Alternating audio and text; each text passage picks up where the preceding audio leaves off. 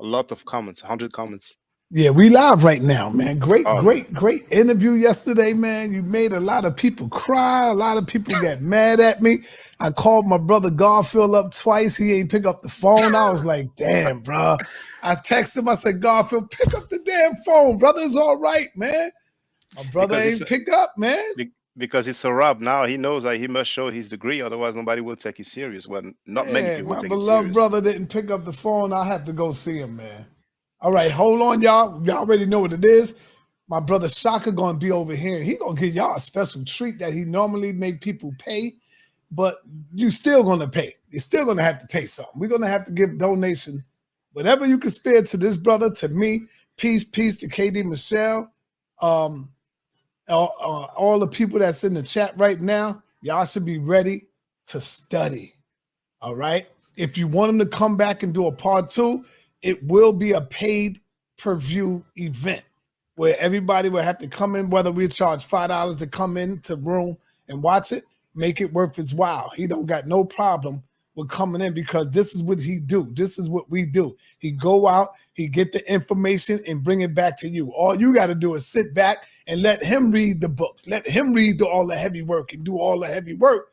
And so therefore, we take care of our scholars. Check? All right, so without any further ado, let me begin this thing here. All right, man, without any further ado, I bring to you my brother Shaka. My aunt forever, baby. Always remember that. Peace, Shaka. What's going on, man? How we going to do this today? Where we going to start off at? Well, first of all, Hotep Senu, Hena Senut, Tiren, Ishakandugu Kemet. I hope you're doing well, brothers and sisters. Peace to you, brothers. Now, what did you just say? What did you just say, brother? What I basically said, peace or peace, brothers and sisters. My name is Shakandugu Kemet. Yeah. Okay. All right, let's take it from the beginning. Shout out to Smash Rockwell in the audience. Archers are up. So, my brother, let's get this thing going, man.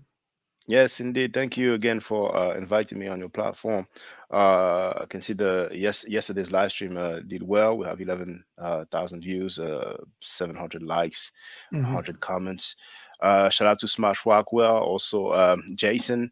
I've seen also Imhotep 360. I've seen Love Me for as well. And there's a brother, a brother or sister, but there's somebody from South Africa. I saw that in the chat. Um, um, as a token of appreciation, because at the end, right at the end, when Sanetta shared the links to my Cash App and PayPal, I received quite a few donations, and I was like, hey, that's a good look. So as a token of appreciation, I asked Sanetta if it's okay if I give a Medunata lesson. So you can take advantage and see how it goes, And Sanetta, on another tip, on your channel, if you go on your channel right now, your YouTube channel, Saneda Studios, there's a way for you to put up the live streams, because when we get on your channel, the videos that we see, they're like a year old or something, but you can customize it. I don't know if you want to do it now. It shouldn't be long. Okay, yeah, I'll do Yeah, it now. Show me what yeah. I need to do. So just go on your on your YouTube page, the main page, Yes, I'm there. I'm there. and hold on, so hold on, and you see the button join on towards the right. You have join. Go to YouTube Studio. No, customize channel. Do you see it? But no, I'm saying, where do I go to first? Yeah, like not the studio, just the normal page, the YouTube page. Okay. Yeah. Yes, all right. I see Yeah. customize. Yeah. Click Customize on channel. it. Yeah, click Yes. on it. I clicked on it. All right. And if you scroll down, you will see that you have the tab for the videos twice. So you don't even need to have it twice. And you should see, hold on, I'm gonna go on your page so I can see what is there. Yeah. You should see, you can add a section, towards the right. Do you see the plus sign with add section? Do you Yes. see it? Yeah. Yep. If you click on it, then you should be able to choose past live streams. Oh, live streams now? No, not now. It should say past live streams. No, probably you have short videos live now, and then you have past live streams. Yes, I see it. Click Yeah, that. past live streams. Okay, I clicked And it. then it should be added at the bottom So what you can do, you know, those two lines, if you click on it and you hold it, you can put it up so it can be at the top, for example. All right, I got you. Yes, sir. Yeah. Yes. And then Okay. if I refresh your page, and probably you need to It's not moving at the top. How do I do it? Let it where? uh let me, if I share my screen, I will show you. Yeah. I'm gonna do that. Oh, so I'm gonna do all that. the live videos will be at the top. Yes, exactly. Exactly. Can you, is my screen not sharing? Yeah, your Oh yeah. screen is So sharing. so you see, that's how you do. You see that this two lines here? Yes. You just hold the button and then you Mm-hmm. go up like this. You see? Okay. Let me You need see. to keep Hold the keep button. yeah, you press on the trackpad, or if you use a mouse, and then you hold it and you go up, and it's going to change position. You see? Yeah. So you can put it all the way to the top.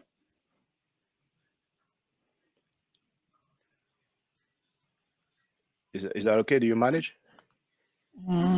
Mines ain't doing it. But when I Oh, said that, yeah, no, I know. I probably know what it is.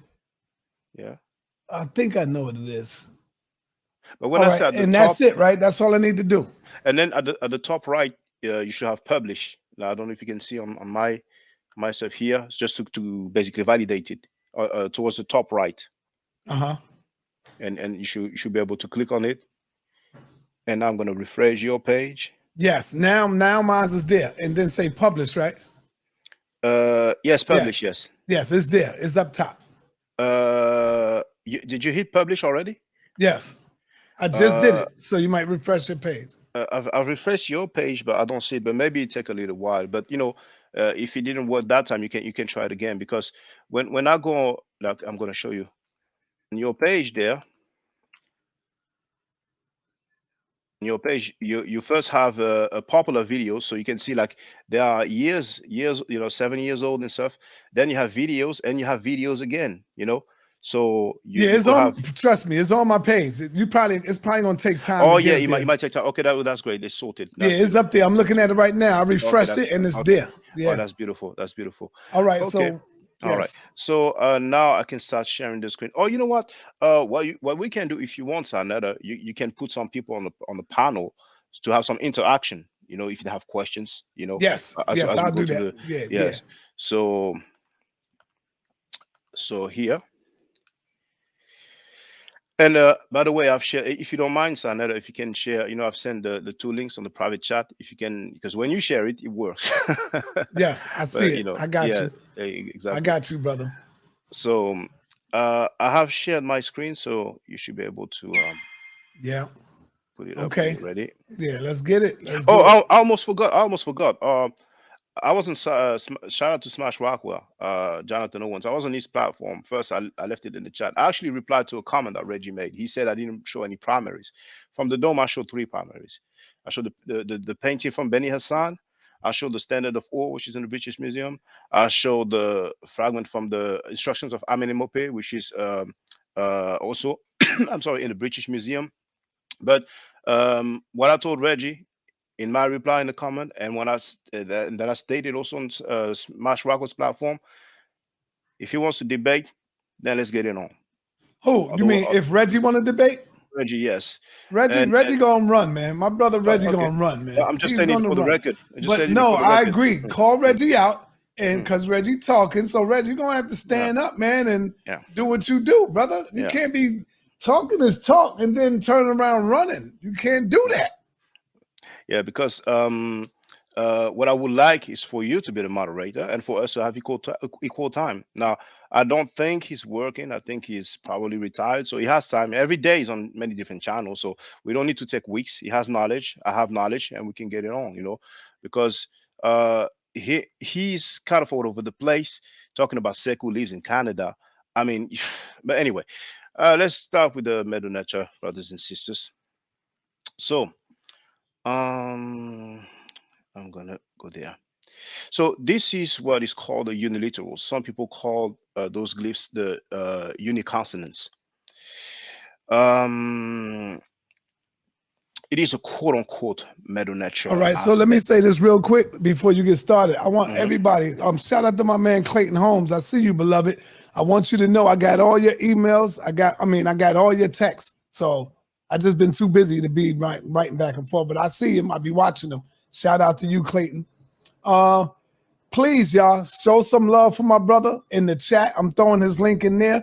If you knew how much these teachers charge to study the metal nature, we got this brother. I think this is a blessing right here.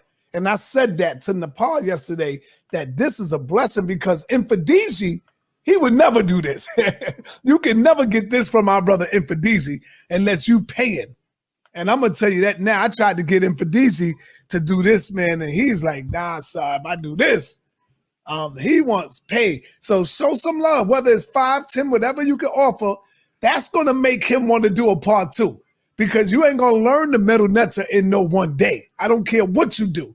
And then we got Smash Rockwell that's gonna be on the outskirts to say, yeah, that's correct or this is correct, because they do peer review amongst each other.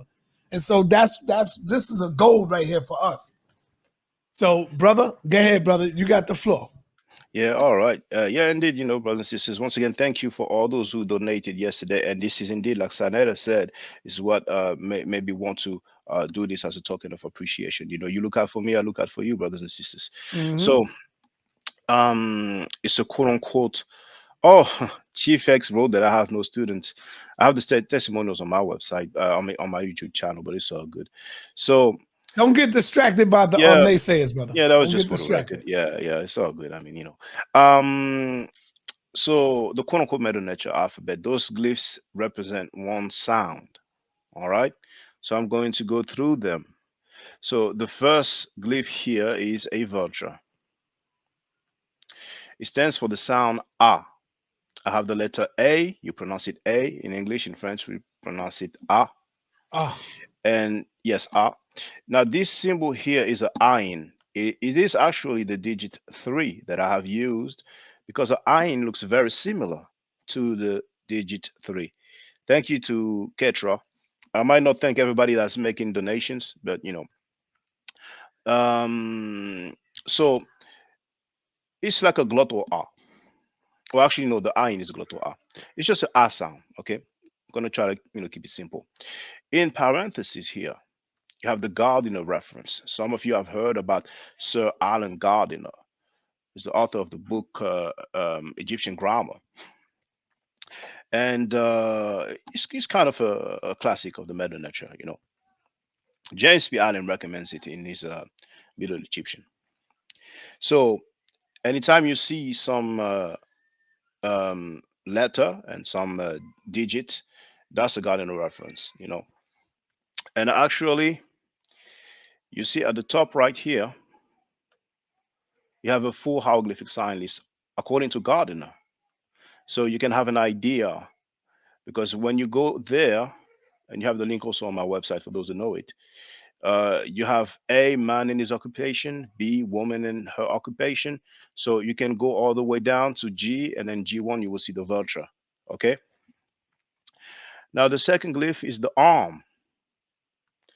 And this is really a lowercase c, but it is meant to be an ayin.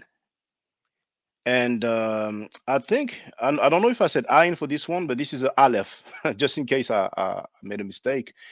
This symbol is a aleph, and this one is a ayin. Now, those who speak Arabic must have heard about the ayin. Okay, this is a glottal a. You see, and as a matter of fact, in the name or word Maat, we have those two a sounds. That's why I usually pronounce it Maat. Now, I don't mind if people pronounce it Maat, but please, brothers and sisters, do not pronounce it Mayat. There is no Y. Please make that effort, brothers and sisters. Now, the next one is the leg, and it stands for the B sound. All right. Then we have the arm. The arm, my bad. The hand, it stands for the D sound. We have the relief, which stands for the E sound. It is transliterated with the I, but it is pronounced E. Some people will use the letter J. If you ever see the letter J, it's the sound E, just like the letter I. For us French speakers, it is a bit easier because the letter I, that's how you pronounce it. In French, we pronounce it E. Then we have the double reed leaf. It is transliterated with a Y, but it's the same sound or phonetic value as the single reed leaf, so the sound is E as well. Then we have the horned viper, or usually we just say the snake. It stands for the F sound. Then we have the jaw stand. Now, mind you, some Egyptologists might have a different descriptions for certain symbols. But let's say the jaw stand, that stands for the G sound, like game. Brother Sanetta, do we have any people who who are willing to interact and ask questions? And really, Not I'm looking yet, for. but I'm Okay, drop the link. So yes, family, here's the link. This is your opportunity where you can come in, you can ask questions, yes. and that's it. All right, continue, brother. I'm gonna let you know when somebody come in. Okay, thank you. Sorry. Then we have the Huik. Some people might say twisted flags, and it stands for the basically the H sound. The English H in French is slightly different. The transliteration is a H with a dot underneath. The transliteration is typically written in lowercase all the time. Now, sometimes some people might put a capital letter when it's a name for DT, but usually the transliteration is always in lowercase. So then we have the reed shelter. That's also a H, but not as strong as the English H. But just think of it as a H. Then we have the cobra. Now the cobra is a J sound, like a combination of a D and a J. But really, in English, it's the sound that you have when you pronounce James. You see, because in French, it's slightly the J is slightly different. But you know, and the transliteration is a D underline. Then we have the basket with the handle, because later on we will see a basket without the handle. The basket with the handle is the K sound. Then we have the owl, one of the glyphs that appears the most, and that stands for the M sound. Then we have the ripple of water. Some people call it water wave. It stands for the N sound. We have the stool. Some people might say it's a mat, and it stands for the P sound. We have the heel, which stands for the K sound. It's a strong K, kind of like from the back of the throat. It's the equivalent of the Arabic cough. Hey, n'a pas, ça passe. Okay, maybe she's not ready, but So, if you have any questions, Sister Napa, feel free. okay. So, that stands for the I, P I sound. did have a question. That's why I jumped in. Oh When you yeah, feel did free. the first letter, did you Mhm. say ein? Like, are you saying Like the ein? Arabic, yes, ayin. Okay. I mean, ayin, mind you, ayin is just the name of the symbol. I will show what the symbol looks like, because that's not exactly what it looks like here. This is really a lowercase c. But what's important to know, this is just a transliteration, but you will see the symbol. What's important to know is this is a glottal a. This is a. You know, as a matter of fact, the name Ra is supposed to be that glottal a. So, if we want to be as accurate as possible, we'll try to say Ra because the R is an African language. It's a rolled R. So, the English speakers will the R they pronounce it like Ra. In French, we say Ra, but in African languages, it will be Ra. But it's okay if people don't manage to roll their R's. Yeah, I will leave it there. I'm not trying to get too technical. Um, so I was here. So this is equivalent to the Arabic cough, and even in Hebrew, you have a maybe they call it cough, but you have a strong K as well. So this is the mouth that stands for the R sound. This is the folded cloth seen from the side, like profile, and it stands for the sound S. Then we have the lock or the bolt, and it stands for the sound S as well. Now, many Egyptologists will tell you that back in the Old Kingdom, it was the Z sound. Now, in America, you pronounce it Z. In England, they pronounce it Z. And it evolved into the S sound. Then we have, oh, I forgot to mention, the transliteration for the heel, the K, is a K with a dot underneath. Then we have the last line, the loaf of bread, or bread loaf, stands for the sound T. Then we have the quail chick, which stands for the sound U, and it is transliterated with a W. And we have the rope, Z7 rope, which stands for the sound U as well, transliterated once again with a W. Then we have the cold, this one here. It's the sound ch, like a combination of the TCH or TSH. And transliteration is a T on the line. Then we have, some people describe it as a C, some people describe it as a placenta. It's the h sound. Arabic speakers are familiar with that sound. Now, many people know the name. For example, Khalid Abdul Mohammed, in Arabic, really Khalid is pronounced Khalid or Khaled, depends on the pronunciation. You have an equivalent in Spanish. It's a jota, so when you say hijo, it's kind of that sound. Some Egyptologists might equate that sound to the German ch, like each. I'm not versed in German, but anyway, that's the h sound. But many people just pronounce it like a K because it's difficult for many people to pronounce the h sound. The transliteration for that sound is a H with that sort of semicircle underneath. I've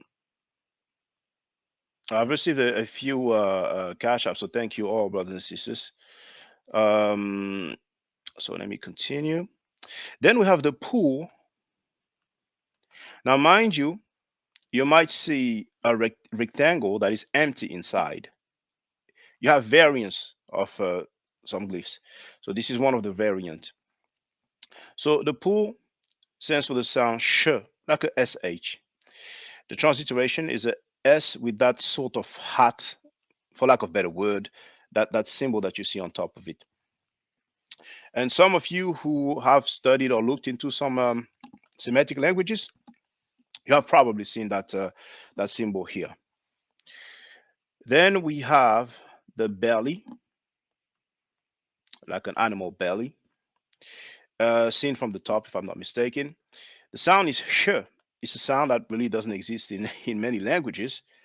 It's kind of like between a H and a K, but some people pronounce it like a K, some people pronounce it like a H, but if you want to be kind of technical, it's like the sh sound, sh. Then we have the red crown. You heard the Smash Rockwell sound. I wear the white crown. White crown is for Upper Egypt. The upper is down south, and Lower Egypt is up north. So that crown here, we don't see the color, but we know by the shape this is a red crown. It stands for the sound N, just like the ripple of water. And here we have an animal rib, and it stands for the M sound, just like the owl. Now, anything that's referenced AA, it might be labeled like undefined. They're not really sure what it represents, So some people might say, well, we're not really sure that this is an animal rib, but I'm not gonna get too technical with it. So before I move to the next slide, does anybody have any question? Don't be shy. I got one. Feel free. What's your name, brother? I'm Dante. Okay, Dante. Feel free, brother. I'm looking at the chart and like I'm very interested to learning this knowledge as well. Mm-hmm. And this is my first time even witnessing the chart. I'm just looking at the chart though, like the letters B, W, Y, X, isn't on there, you know. So just from it's probably the English perspective as well too that's fucking with my mom. I'm sorry, excuse my language, I but understand. um, I just don't, you know, I'm just looking at all the letters and I'm like, all the letters isn't there as well. You're correct. You're correct. We don't have the V, for example. Right. There's some other letter, but I don't really have it The in Y, front the of me Z. right now.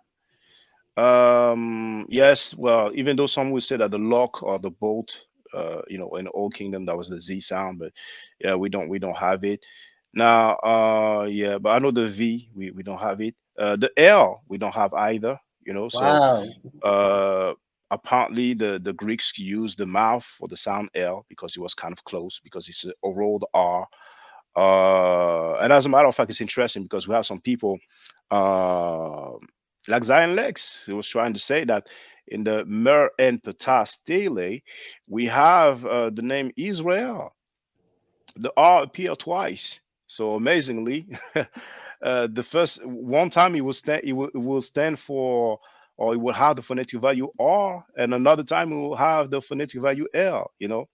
And Wijau even mentioned for the record that underneath the second R we have a stroke, which really means that it should be apart, for lack of a better word. But anyway, I don't want to get too technical. But you're correct. There are some letters that we don't have. Just like, for example, in the Arabic language, Mm, anybody can ask some Arabic speakers. We don't have the letter P.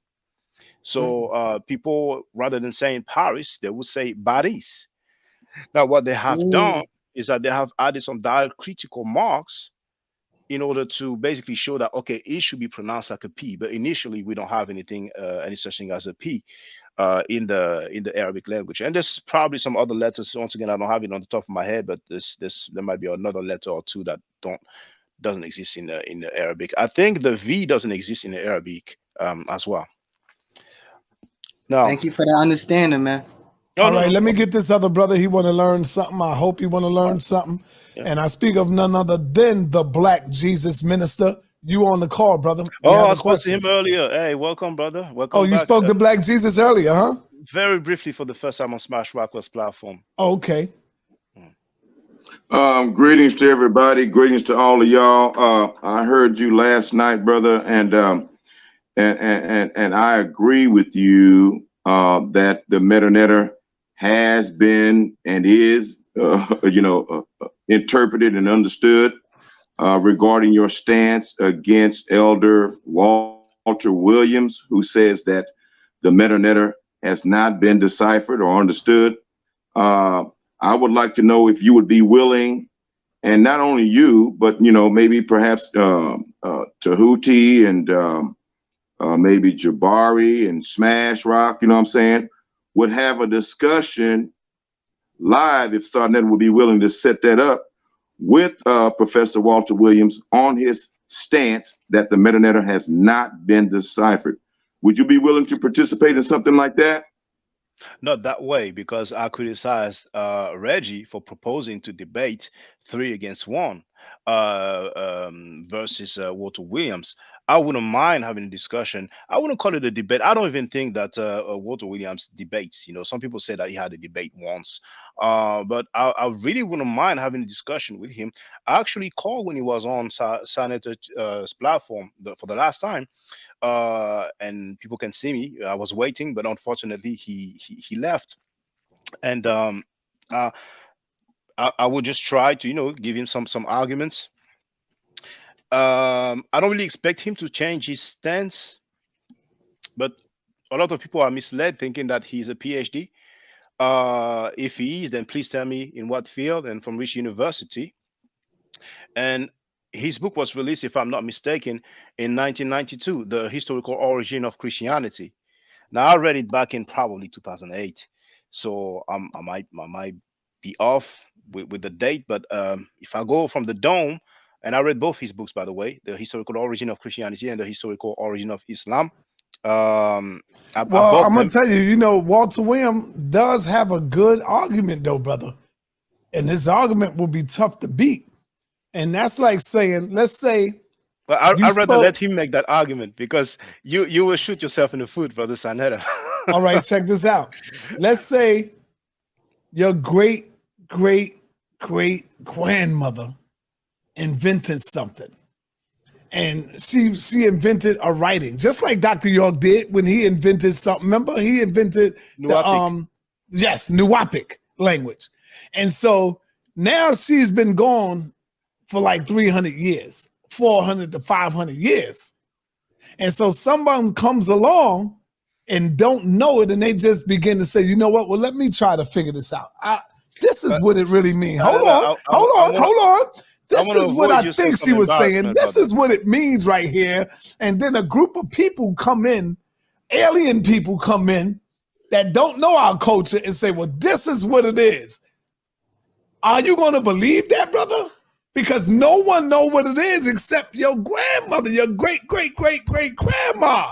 So I'm saying he does have a strong argument there. I don't know. Not at all, Sanetta. I respectfully disagree. It doesn't have a strong argument at all. When the Medu Neter was still spoken, the Greeks were there. Okay. So we have the Rosetta Stone. I think the other one's called the Philae Obelisk, because a lot of people think that it was only the Rosetta Stone that helped Champollion decipher the Medu Neter, but actually the Philae Obelisk was very instrumental, you know. And if I'm not mistaken, what is the name of the PhD again? I forgot his name, but I made a video. I stated his name. I even showed the flyer. Actually, if I look for it, I might text it. Oh, actually, I know where to find the name. I'm going to tell you the name. Farou, Farout. So it's a French Egyptologist. I think his first name is Dominique. He quoted Champollion, and Champollion said that talking about the Philae obelisk, and I hope it is a Philae obelisk, but it is one obelisk or one artifact, let's say, where we have the name of probably Cleopatra, and the other one might have been Ptolemy or Ptolemy. He said this is what will help me or make me decipher it, because with the Rosetta Stone, it was kind of like a I don't want to say, I want to use proper terms. It's like it gave him the keys, but with that artifact with the other names of the rulers, it really helped him to understand it more thoroughly. So once again, during the time when the Medu Neter was still spoken, the Greeks were there. And furthermore, the latest stage or latest phase of the Medu Neter, many people know that already, it is the Coptic language. And the Coptic language is still spoken to this day by the Copts who are mainly in Egypt. Of course, some people will be outside of Egypt, people travel. It is more of a liturgical language. It's not really a language that people will speak in the street, unless maybe you have a community of Copts only, but at home they will speak it. It's a language. So yeah, that's all I wanted to say so far. And Walter Williams greets by saying Maat Hotep. I heard him saying that. Why would he say that if the Medu Neter has not been deciphered? How we would. But anyway, I don't want to be too long-winded with this. I would really like to have a discussion with Walter Williams. Not in the sense of a debate. But I don't really expect him to change his mind like that. But I don't think he had the opportunity to really have some good arguments, some good insight. Because he keeps saying, well, we were not there when they created those symbols, so we don't know what they mean. But with the letters that we use in our alphabet, we were not there when those symbols were created. We know it as a letter A, but it derives from the alpha. But the funny thing is that the alpha, I mean, can I share another page, Brother Sarnetta? Oh, before you take down, I know you guys are talking about this, but this is a really quick question. The read that you have up there, I'm sorry to take you away from the Walter William thing. No problem at all. So it's E. Is it pronounced E or Exactly, it is pronounced E. Actually, I'm glad you said that, sister, because see, brothers and sisters, don't pay too much attention to the letters in red. It is kind of like the equivalent of our alphabet. What is most important to know, of course, is the glyph and the sound or the phonetic value. These are what we call transliteration signs. Whenever you hear transliteration, those are the symbols that are used. Basically, if we use a keyboard or if we use a pen, uh, it's gonna be quite a task to draw the glyphs. So, and there's even something else which is called the manual decodage or MDC, but I will show that after. But indeed, sister, the relief is the sound E. It's the sound E. Okay. And it's, why is it double? Like, why is there one and then there's two? It's just, Yeah, that's a good question. This is kind of considered like one glyph, even though we obviously have two. You can think of it as the W. The W is one letter, but the W is ultimately two V's. And yeah, so this is the same sound, the same phonetic value, which is E, but the transliteration is with a Y. And later on, people will understand that it is useful to see the Y because if we read the transliteration, even though we do not see the glyphs, we know that because it is a Y, then in the glyphs will be two read leaves. So, but this is really, when we're taking it further. But to make the long story short, we call that the double read leaf. So double. yeah, the double read leaf. So And that's, is that yes. supposed to be, oh, I'm sorry, go ahead. Go ahead. No. Go ahead, sister. Go ahead. So the reed, is that papyrus or, Well, good question. I think the reed is like a papyrus plant. I'll have to double check actually. But it is some plant, definitely. It is some plant. okay. But All it right. might be Thank you for answering that. it might be papyrus reed. I mean, with the Medu Nature, there's actually for the Middle Egyptian, which is the what is the most studied uh by people who learn the Medu Nature, of course. Um, there's about 800 symbols, 800 glyphs, that you need to know to be well versed. But there's many variants, so the numbers can go up, and the Greeks and slash Romans added some glyphs as well. But I'm losing my thought right now. Oh yes, that's it. We learn in the Medu Nature, you learn so much about the fauna and flora. There's so many plants and Mm, fruits and sometimes animals that I was not aware of, because obviously they're using things that we see in nature. And that is the challenge with learning the Medu Nature. There's so many symbols to learn, but it takes time and it's not impossible. And we have the Chinese language where, well, maybe I don't know if it's the Japanese. I think the Japanese language has more symbols than the Chinese language, and they have many symbols. But they start very early and they get there. So it's not really an impossible task, but it is indeed a challenge because um, we are accustomed to our 26 letters or 20 letters or so, depending on the language, the living language that we are dealing with. So, yes, it could be seen as a challenge, but it's not an impossible task. thank you. And I usually like to say, you're welcome. I usually like to say that, as far as I'm concerned, to me, the Meta Nature is easier than the Hebrew and the Arabic because for those who study Arabic know that. Uh, the letters are different when they are placed. Not all of them, but the majority are different when they are at the beginning of a word, in the middle of a word, at the end of a word, and then we have the isolated form. So you can have four different forms of a letter in Arabic. And as for the Hebrew, they have the symbols, and then they use different dots in order to have different vowel sounds. But anyway, I digress. I don't really know. Let me ask you, brother, Mm, Shaka, mm. does the Okay. Hebrew So, alphabet come from the Medu Nature? well, I'm glad you asked that question because you remind me what I wanted to share. Um, can you- can you please make it so we can see everybody on the panel, if you don't mind, brother Okay, I Sanders? got you. Yes. I got you. I Mm. want you to read that comment too, because somebody asking you a question. Yeah, well, feel free to put it up on the screen. But just before that, I want to show something. A lot of people know about it, but I think not enough people know about it. But my bad. I was looking at my stuff. Thank you. So what I'm going to do is to share, and I'm going to. Okay, I'm going to go to the page directly. Now, for those who don't know my website, you have the link on all my videos. But if you go to the bottom, you have Medu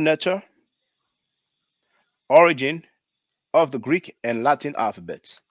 So I'm going to share this link in the chat. Chat. Oh, is it not sharing? Hold on. Oh, Saneda, can you please share my screen? Yeah, thank you. So here, many people know about Anthony Browder's book, Nile Valley Contribution to Civilization. And this is what we have on his book here. See? So there we have Kemetic, circa 3200 BCE. Then we have the quote unquote Semitic. Dr. Theophilo Benga likes to use the term Sinaitic, if I'm not mistaken. So we have the ox's head from the Kemetic. Then the Semitic, we have the Aleph, which is the ox or ox's head. Then we have the Phoenician. So it's like kind of an abbreviated or shorter form, but it is facing towards the left. It is like more horizontal. But then with the Greek, it is really the same symbol, just slightly, just a slight variation. And this time it is like turn in another direction. And finally, we have the Roman. So you can see how we basically went from the Kemetic to the Greek and Roman. And a lot of people don't know that. A lot of people not only say that the Medu Neter has not been deciphered, but they act like, what good is it for us to study the Medu Neter when really the Medu Neter is the origin of the script that we use. So when we talk about literacy, it's not something minor. So you have other examples. I don't need to go through all the examples, but some people will probably say, well, this is Anthony Browder. This is an Afrocentric. What I'm saying? These Afrocentric guys, they're like, okay, well, let's go down the page. So you have the reference, page 170 and 171 of Anthony Browder's book called Nile Valley Contributions to Civilization. Here you have a different chart. And this time, it is taken from Stephen Roger Fisher's book called A History of Writing, page 48. Now, I will first show you okay, no, I will go in order. So this gentleman, we will see his credentials very shortly. You can see he has the Egyptian, and you can see the ox's head, the Proto-Sinaitic, the Phoenician. So then we have this glyph here, which is a biliteral. It stands for per. You have the Proto-Sinaitic, the Phoenician, early Greek, Latin. So from this, we have the B. We have a throw stick, and then ultimately the G. The standing man with the arms up, ultimately the E. This is the hand. It doesn't show too well, but this is the hand that we have seen earlier. And that will give us ultimately the K. The hand. The ripple of water that we've seen earlier, which stands for the sound N. It ends up being an M in our alphabet or script. This is the cobra. And it gives us the N ultimately, because it's the shape that shifted. The I, which gives us the O ultimately. The tep biliteral, which gives us the R, and the sh, well, in Medu Neter, which gives us the S. So here, figure 28, ancient Egyptian hieroglyphs live on in transmuted fashion in our own alphabet. Now, this is what this gentleman said. And right after his quote, I will show you his credentials. Egyptian writing influenced the Meroitic script of Meroe in the Sudan, dating from circa 250 BC, and also supplied the forms for the earliest identified consonantal alphabet, circa 2200 BC, that generated the various Semitic proto-alphabets of the Sinai and Levant. The latter became in time the Latin alphabet we use today. The world's debt to the Nile is immense. It is no coincidence that our method of writing at the beginning of the 3rd millennium AD is not too different from that of Egyptian scribes of the 3rd millennium BC. Though the idea of complete writing may have arisen in Sumer, the way we write and even some of our signs, which we call letters, are the ultimate descendants of ancient Egyptian founders. Now, this is his credentials. He has a Wikipedia page, and he says Stephen Roger Fisher, born 47, is a New Zealand linguist. He is a former director of the Institute of Polynesian Languages and Literatures in Auckland, New Zealand. Fisher is the author of more than 150 books and articles on linguistics, many of which are commonly cited For his contributions to the decipherment of ancient scripts, Fisher was elected a Fellow of the Royal Society of New Zealand in 2010. Now, I'm not going to be long here, but we have another chart, and this time it's from a lady called Orly Goldwasser. And this lady, you have the Hebrew University of Jerusalem, and we are told that she's the head of the Department of Egyptology, Ancient Near Eastern Languages and Culture. She's a full professor at the Institute of Archaeology, Egyptologist, researcher of ancient Egypt, and honorary professor at Göttingen University in Germany. So she has a chart which shows how we went from the hieroglyphic to the Proto-Sinaitic. You see, just like Theophilus Benga, she rather uses the term Sinaitic rather than Semitic. But then again, she's a linguist, so well, I have to double check. But anyway, I don't want to be too long. Then we have the Phoenician and quote unquote Paleo Hebrew and an early Greek and Latin script.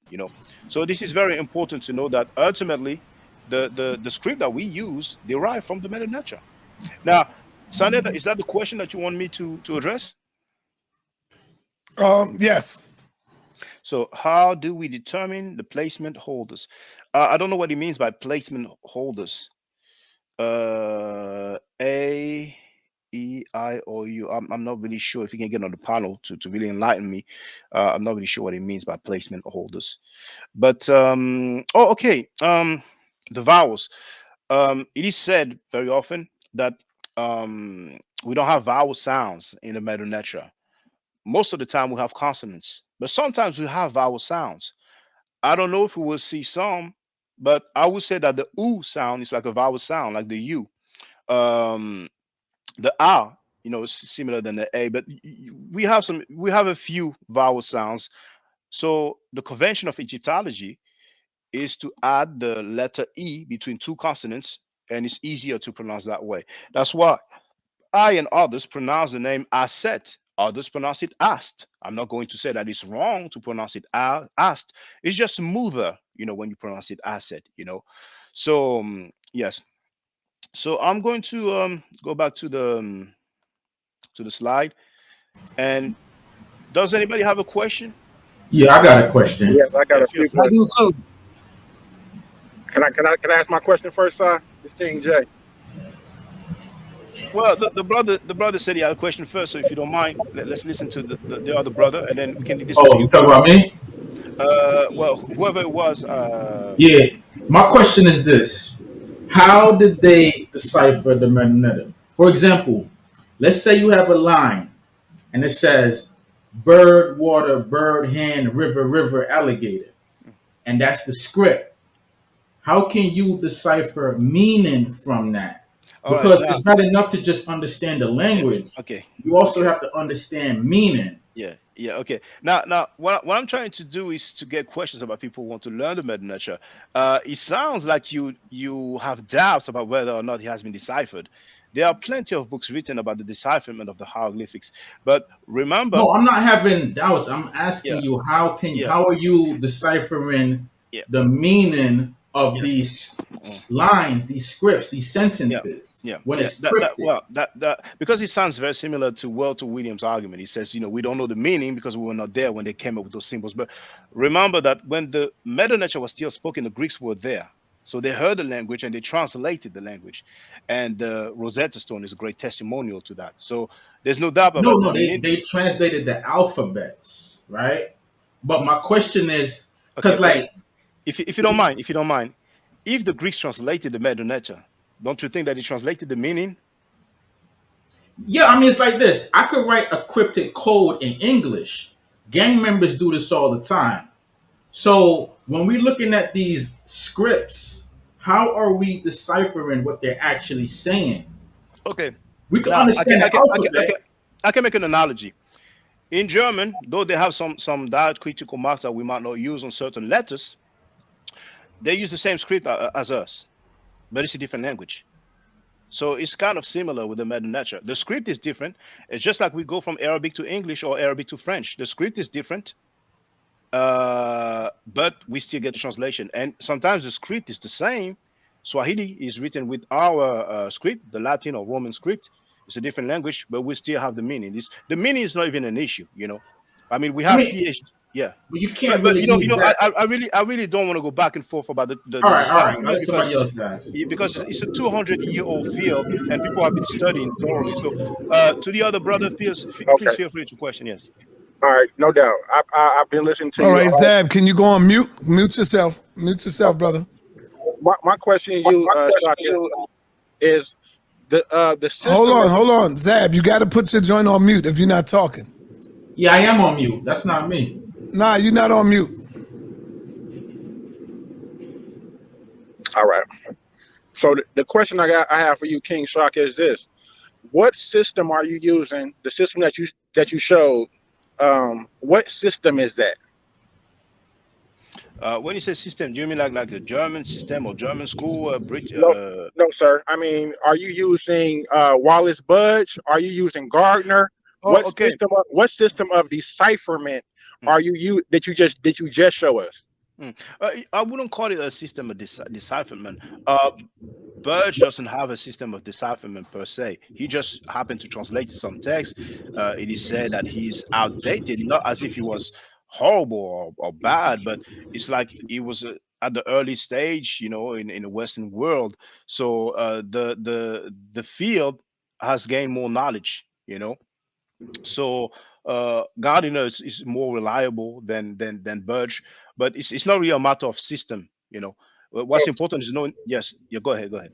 so the answer was that you use Gardner. The system that you just showed us was Alan Gardner's system of decipherment. Well, I'm not familiar with any system of decipherment. The decipherment is attributed to Can I? Champollion. Can I? So when I mean the system of decipherment, Gardner and Budge have different translations of certain words, right? That happens with any languages. If you Okay. read the. So the particular system that you are showing us with the particular decipherment is from who? Okay. The decipherment of the hieroglyphic is attributed to Champollion, but he's not the first one who Brother, worked on it. Wait, brother, asking can I you. help out? Can I help Okay, out? we're not Hold gonna up, get brother. anywhere with this. You gotta let Okay, okay, if you okay. gotta ask my Well, client a question, you gotta let it's him okay. answer. It's okay. It's All okay. right, Well, all right, okay. sir. Go ahead. I will pass on that question because I cannot answer obviously. It's an, okay. Brother with your brother with your hand up. Please ask your question. Feel free. No, I don't have a question. I wanted to assist in this conversation. So what the brother so far has shown you is simply the uniliterals, which is an agreed upon system within Egyptology itself. So it's not Gardner, it's not Champollion, it's not, when it comes to the uniliterals, the biliterals, the triliterals, and the determinatives, those are agreed upon rules. I don't know if the brother's gotten that far yet. So you're Yeah. going to find those rules and those systems and those symbols in all of them. Now, how they determine what it is, hold on a second, brother. How they well, I don't know if I've got, do you know? I don't know. It's so far so good. It's so far so good. What I want to say, brothers and sisters, once again, if Walter Williams wants to have a discussion about the decipherment, I'm happy to do that. But right now, I really want to take questions for people who believe that it was deciphered. Because obviously people who have doubt about it will not really go far. So, Saneda, if you don't mind, if you can put the Hold on. Let me see if Babylon want to speak. Babylon, the brother, the elder. You want to ask a question before Yeah, we go in, brother? yeah. So, thank you, brother.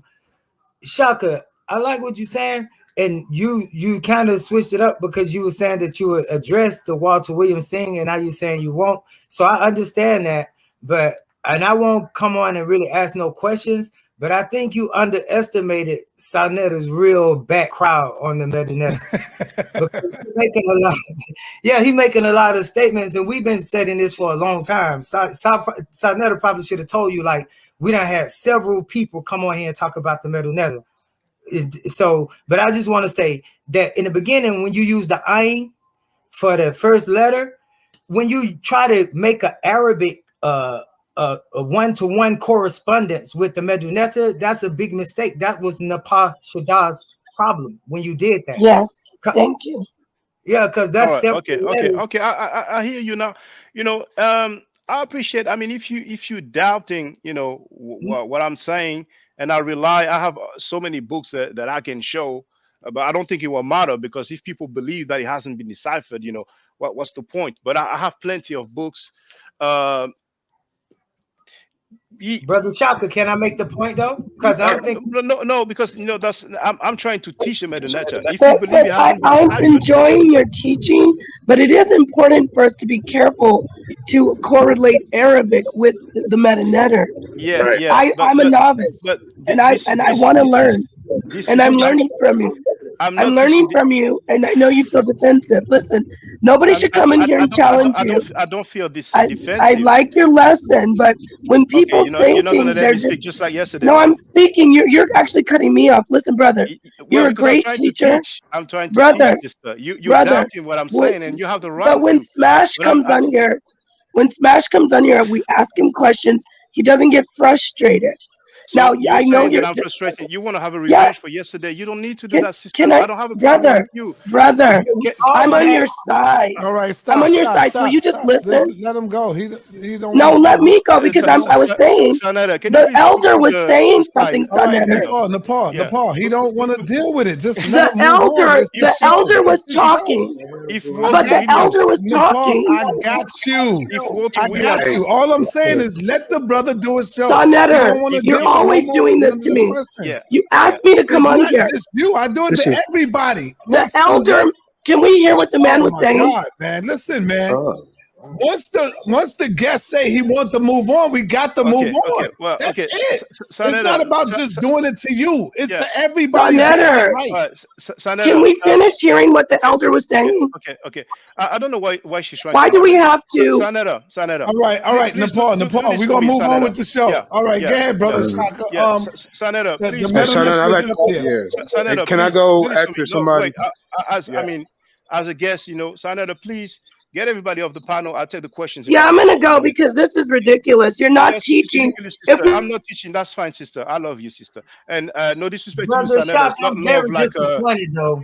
We that's very fine. Thank you. All disappointed. right, relax, Nah, relax. y'all ain't Calm finna down, jump on man. my What You you client, have the man. what you right. running Son, for, you let me man? It's all jump my good. It's all client? good. What, I mean, It's what all the good. hell's going on? It's okay. It's okay. So yeah, All go right. ahead, Canada. Yeah. Get everybody off the panel, please, and I'll take the questions in writing because they are trying to argue and dispute the decipherment. And like I said, if Walter Williams want to have this discussion, I'm fine to have it with him.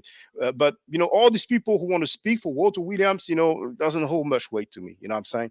So Yeah, we still have one number person. one, I agree. It's like if I could see if y'all knew the damn metal nets and none of y'all know it, to challenge the brother on it. Come on, man. Yeah, Let we'll the have one brother more. teach, man. I want to be clear, Sanetta. I don't want to argue the decipherment of the hieroglyphs. I want to have that discussion with Walter Williams if he wants to. What I want now is some people who are interested in learning the meta nature and Right. That's to what I'm see. talking about. Yeah. All right. So So we got brother Sankofa in the building. yeah. Sankofa, you got any questions, brother? Um, Well, hold on. Before you ask a question, brother, is there any symbol? Do you remember that symbol by any chance, or is there any symbol here that you can remember, like the phonetic so we got value, the sound? letter, we got the k sound, we got the t, we got the b. All right. Okay. Yeah. Okay. We're gonna do it this way. This here, brothers and sisters, is the duck. Now the duck has a phonetic value sa, s, aleph. We're going to forget about this one. We don't need it for now. At the bottom, we have the horned viper, or just a snake, which stands for the f sound, the f. F is a suffix pronoun for he or his. Sa means son. So literally it's son, his. Basically, when we translate, we say his son. This is the hoe, H-O-E, or plow, the mer, M-R.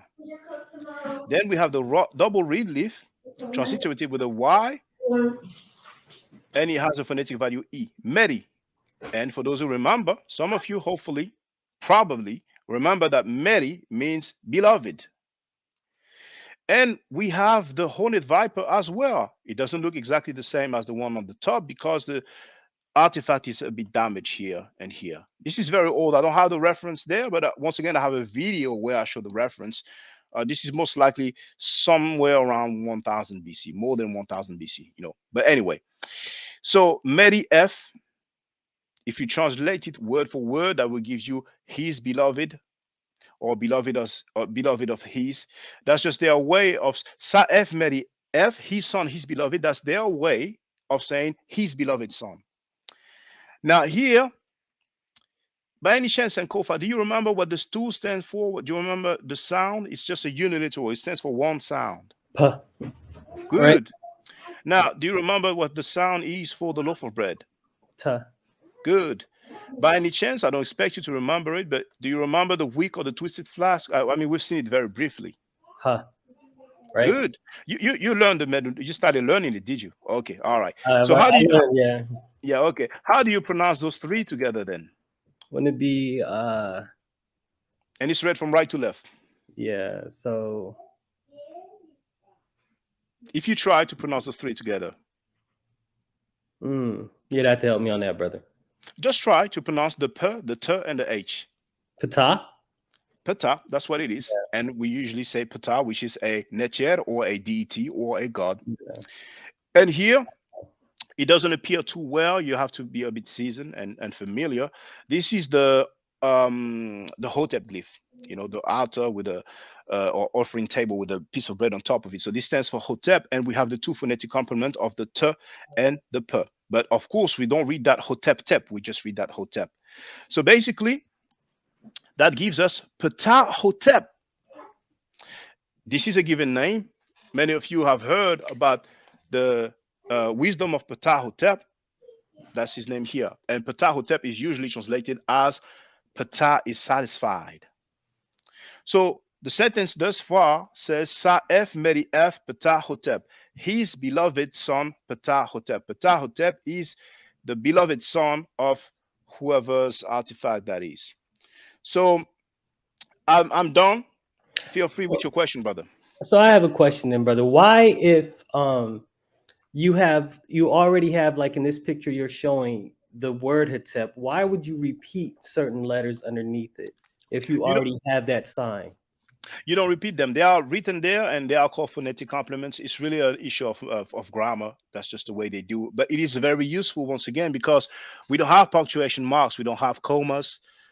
We don't have full stops. So it is very helpful when you have phonetic complements. Okay. Yes. How would you like separate one word from the next? How do you know when one word ends and another word begins? If you don't have phonetic complements, you need to be familiar with the words, you know.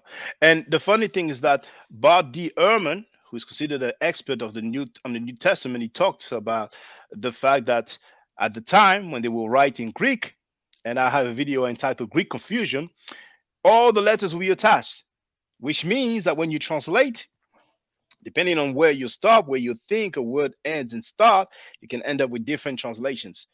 Ultimately, at some point, I don't know when they started using punctuation marks, but I don't know if it's misquoting Jesus, but I have the video which is called Greek Confusion. So, but it is Bart Ehrman, and if people want to challenge me, I can look for it. But yeah, that was just for the record. You have to be familiar with the glyphs to know when a word starts and ends. What I was thinking, it sounded like this guy right here, like if the word would go there, like it would end with what's called the determinatives. Actually, here it is not a determinative. This word has a meaning, you know. It kind of means elder, you know, semsu, for those who are familiar with it. Okay. So, but this is not a challenge, but maybe kind of expanding the conversation for others. What would be the benefit for those of us interested in the reclamation of African history, African identity, of learning this language? Can you rephrase the question for me, please? Why should we learn it? Well, I would say it's just for the same reason why we have many Muslims, when they convert, they learn the Arabic language. We have translations of the Quran in many languages, but they want to learn, they want to read the original, or they want to be familiar with the language that they consider to be some sort of sacred language, a language of revelation. And it's the same with people who convert to Judaism. Many of them do learn the Hebrew language. It is not an obligation. It's not a requirement. It's not mandatory. but this is an endeavor of their own. So if people value this ancient civilization, which really is a civilization to which we owe our script, our alphabet, then they can decide and choose to just learn the Medu Neter. Right. Furthermore, Egypt historically, if you think about Christianity, not just the fact that according to the biblical narrative, Jesus went there, but we have some, papyrus, some writings. Even with Islam, at one point, we could say that Egypt was kind of like I don't want to say the capital, but Uthman was there. We talk about the Uthman rendition of the Quran. So it is quite instrumental, quite significant, rather than instrumental. It has a very rich history. And when you learn the Medu Neter, then you learn about ancient history, and you don't need any middlemen. We do have some other language, the cuneiform writings, and shout out to Chuck Morgan because he's studying formally in the field the cuneiform writing, and I recommend that people watch his lecture about the Sumerians because, like I've been saying, as far as I'm concerned, the so-called Semites, Canaanites, Arabs, they were not black, and that's from 2500 BC until modern times. So he has dealt with the Sumerians as well, and it's a very good presentation. But anyway, we have like the Armana letters with the cuneiform writings, and so, but mainly we have the Medu Neter that we can even find all the way to Palestine or Israel, because the land Kemet had dominion over many different territories. We have a very detailed chronology with different king lists. We have the names of the rulers. We can read what they did, the celebration, which year of the king is what it was. And so I think it's very helpful. The Greek for the Europeans is kind of an ancient language, but I don't think it goes as far back as the Medu Neter. But I don't want to be too long-winded with this. No doubt, no doubt. So there were some people in the comments that had a question related to like. And so hold on, Sanetta, I think you have like 18 minutes left. Feel free to bring other people, But once again, I don't want to argue the decipherment of the Medu Neter. If people Smash, where you at, man? I thought Smash Rockwell wanted to come in. Yeah, Sanetta only has like 18 minutes, so if people want to come in, once again, I'm not gonna debate the decipherment of the Medu Neter. Whoever believes it hasn't been deciphered, then good for you. Good for you. Hey, what's up, JJ? How you doing, JJ 7000? Hey, let me ask one more question. That's it. Yeah. Go ahead, brother. So yeah, go ahead, man. Was this language spoken by everybody or only the priest? Was it spoken by everybody? Well, I wasn't there, but I will presume that it was spoken by everybody in the land of Kemet or Tameri or Tawi. Some people argue that they had different dialects. What's up, Seku? Seku, you can talk about anything. You can talk about politics. You can talk about religion, history.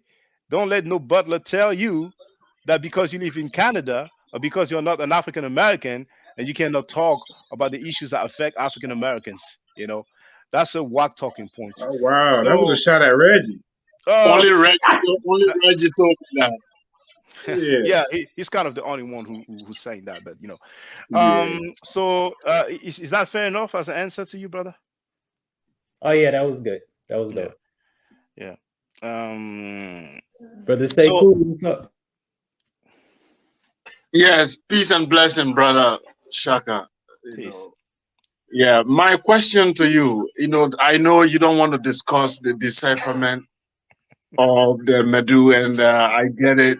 It's going to bring a lot of argument. But it's not like that. You know what's coming. Yeah, but what I'm looking at from all the books I've read so far on this topic, I think they use Coptic language. Should we be intellectually honest and say 40% of what we are speaking as the Medu Neter is actually the Coptic language? Because even though the Rosetta Stone gave us an idea of how the writing be pronounced, but really the words come from Coptic, because if you look at the word remech, how they know remech means man or stand from mankind or whatever, is because you go to Coptic, you find Romi. So like that, they give the rendition based on Coptic language. So for me, should we be honest and say, actually, Coptic, of course, is a later version of the Medu Nature language. So should we be honest and tell the people this is actually Coptic kind of vernacular used to decipher this language called Medu Nature as we speak it now? That's what I'll try to say. You actually said yourself. You said remech, and then you said the Coptic Romi. So why do we say remech? The pronunciation is not the same. You see? No, there's no vowel. So they made up the remech. It should be RMT.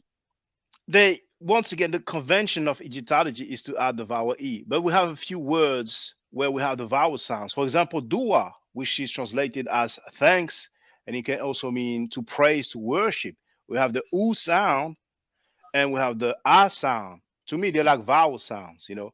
But most of the time, it's true. We don't have the vowels, so we only have the consonants. So we will put the e, you know. And the Coptic helps us indeed. Most likely, the way it is pronounced in Coptic, that will be somehow similar or close to how it was pronounced back then. Do we know how it was pronounced during the time of Narmer in 3100 BCE? Probably not. But we have the writing and we know the meaning. And with the Hebrew, we usually say Yahweh.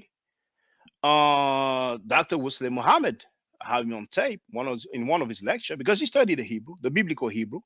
He said it was most likely, and I hope it was him. I hope I'm not making a mistake, but that it was most likely pronounced Yahoo. But we don't say Yahoo, we say Yahweh, you know. Yeah, I don't want to be too long-winded, you know. Do we know how it was pronounced at a certain time period?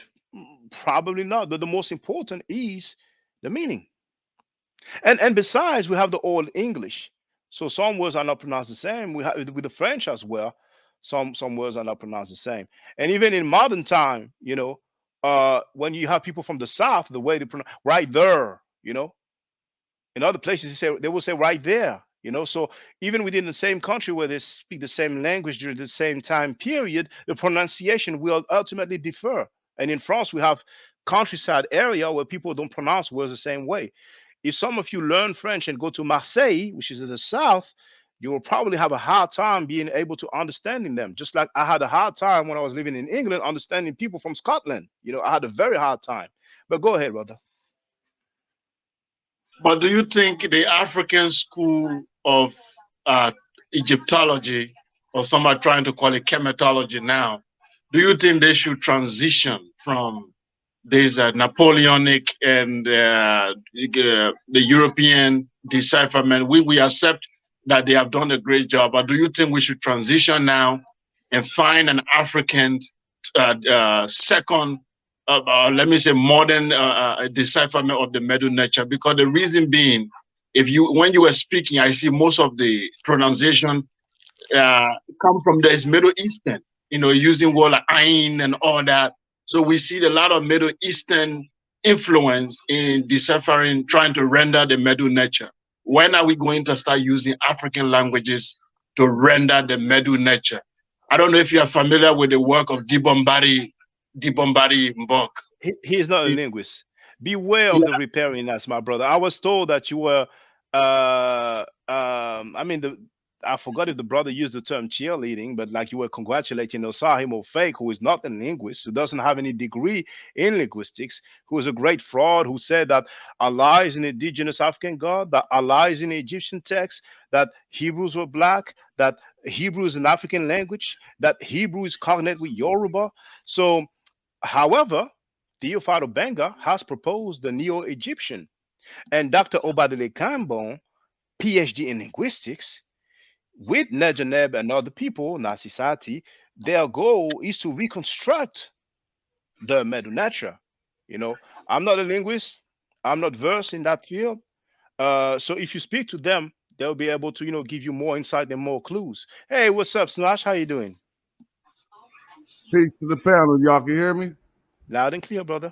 What's up, Shaka? What's up, Sadnetta? Say cool, JJ, and my other brother right Peace, there. what's Peace up? to y'all. I'm just Right. here. Been a wonderful show so far. I don't mean to interject, just coming to support. I'm gonna chime in when it's my turn, so go right ahead. Keep building. And Sanetta, if you don't mind, can you please share my Cash App, my PayPal, because I mean, I'm a bit disappointed because nothing like yesterday. So I know Sanetta only has like 10 minutes to go. So if you want to support your I brother, might go a little longer, brother. all right. But if you can still share it if you don't mind, so people can show some support. But feel free, brothers, if you have any questions, feel free. Yeah, I got a question, family. Okay, feel free, brother. Yeah, out of all your studies of reading, studying the Metanetta, what is the what what JJ, you can what ask him, how message? does this relate to your Hebrew?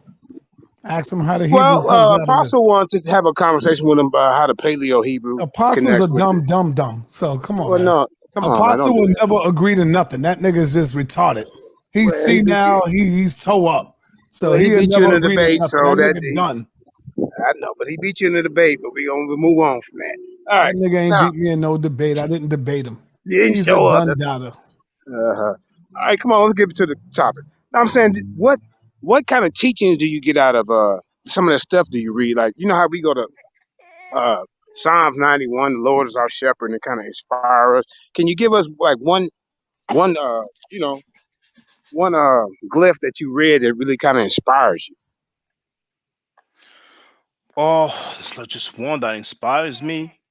But actually, I did not go all the way answering Seku because we have quite a fair bit of African words that are similar to the Medu nature. And on Onk Online, I have shared it. The video is called on YouTube. It's called, I believe, it's called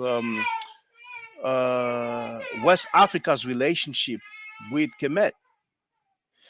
And there's even some words in some European language that derive from the Medu nature. So we have, I don't know if I should use the word genetic, but let's say we have some relationship with different Medu nature words that find their way in the different Medu nature word that we ultimately find in African languages. Now, Dr. Shekonta Diop has shown with the Wolof, and we have some Riparianites who, once again, doesn't even have a toilet paper in linguistics, who has a nerve to say that Diop guessed, which is very irresponsible, you know. But in that video, West Africa's relationship with Kemet, I mean, if you go on my YouTube and you know how to search within a channel with that search icon, you put West Africa, it will show up. It will give you a link to Onk Online. Dr. Theo Fadobenga, manages Onk Online, that journal. You will have the PDF and you will see the different African languages and their relationship with different Kemetic words. And when it comes to the decipherment, indeed, it is usually attributed to Champollion, but Champollion was not the first one to work on the decipherment. Young, I think it's Thomas Young, but the surname is Young, the British guy. He worked on it as well. And even before him, there was a Muslim guy, and I don't know the name from the top of my head, who actually worked on it, and sometimes they got some symbols right. And then Smash Rockwell let me know about, I think it's called Apollo. Is it Apollo, Brother Smash Rockwell? Maybe the brother's busy. You But talking about there's Horror Apollo? a Horror Apollo, there it is, Horror Apollo as well. So he didn't get everything right, but some of the things, were not inaccurate. So it's been a very long process, So scholarship doesn't even have a color, and we should not trip too much about, okay, that's not exactly how they pronounced the words back then. The most important is the meaning, because sometimes I see people with Kemetic names and they said the Medu nature has not been deciphered. Then why do they bear Kemetic names then? You know? And yesterday, when I look at the messages in the chat, I kept reading somebody saying, "Oh, but you guys talking about Kemet, but you get this from the Greeks." And I'm like, I don't even think that guy knows what he's talking about. But usually in the chat, people are comfortable. No matter what they say, there's no accountability. But we kind of hear so many things. I mean, some Hebrews will like say that The Europeans brought us Kemet. Now I have a video talking about the first Egyptologist. He was a Kemetic priest, K.M. Wasset, you know, and I didn't say so. I give my sources, you know. But anyway, I don't want to be long-winded. All right, can we? Yeah, go ahead and get to my question, family. Yo, kind of related to what Hey, brother. Hold up, man. Am I not just? I'm just on here. This shit keep happening, man. Then y'all want me? Oh, JJ will handle the quorum. I'm speaking, and then y'all just jump the fuck right over me. Come on, man. Yeah. But Calm down, man. You, I'm just saying. Sorry, man. I'm here, and then I'm letting people speak, and then when it's my turn, it's just like he ain't said shit. no, but so we don't even see you, so you know we don't really go ahead, brother. That's the question. All right, let me go to this next question. All right, and I apologize for that, brother. Without the Rosetta Stone, was there any? Do you think there's any other way that we could have deciphered the metronetta? Yes, of course, because once again we have, I believe it's called the Philae Stela Obelis, my bad, the Philae Obelis. You know, we don't have the Rosetta Stone where we have a text which is in Greek and Medu Neter. The Rosetta Stone is the most known, but that's not the only one. So yeah, I'm pretty confident that without the Rosetta Stone, it would have been deciphered. It might probably would have taken some time, but yeah, I'm quite confident, you know, because once again, many people worked on it, you know. And the most famous after Champollion is probably Young. But once again, there's some other people. There's I'm struggling to pronounce that name, but Smash Rock was said the name, and you know, later on there was that Muslim guy, you know, and the Egyptologist Faru, he made that presentation, which was just lovely, but people are not ready for that kind of knowledge, you know.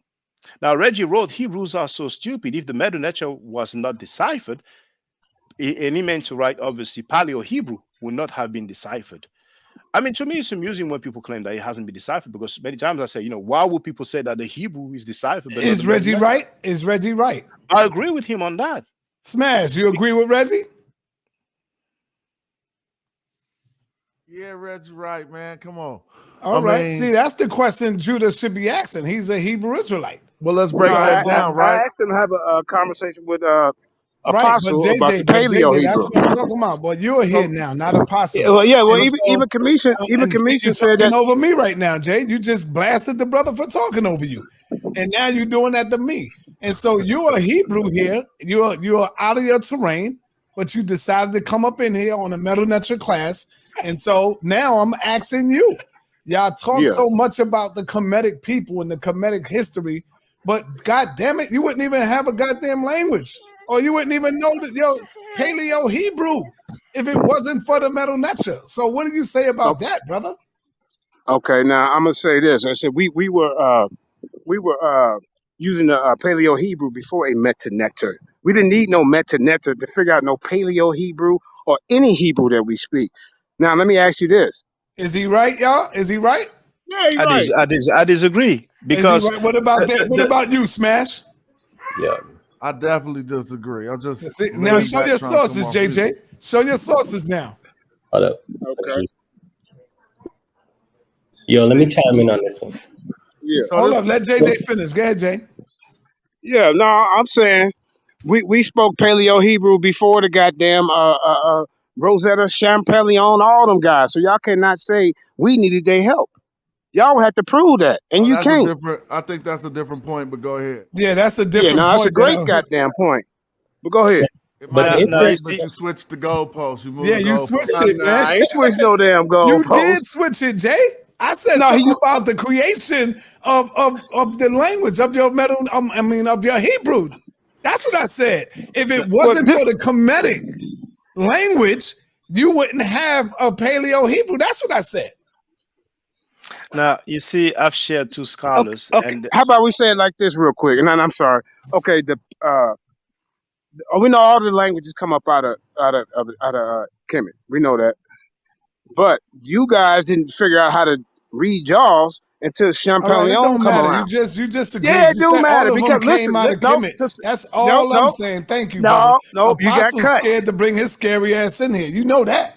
He ain't stupid. Apostle wants you back on the line. You a daredevil, JJ.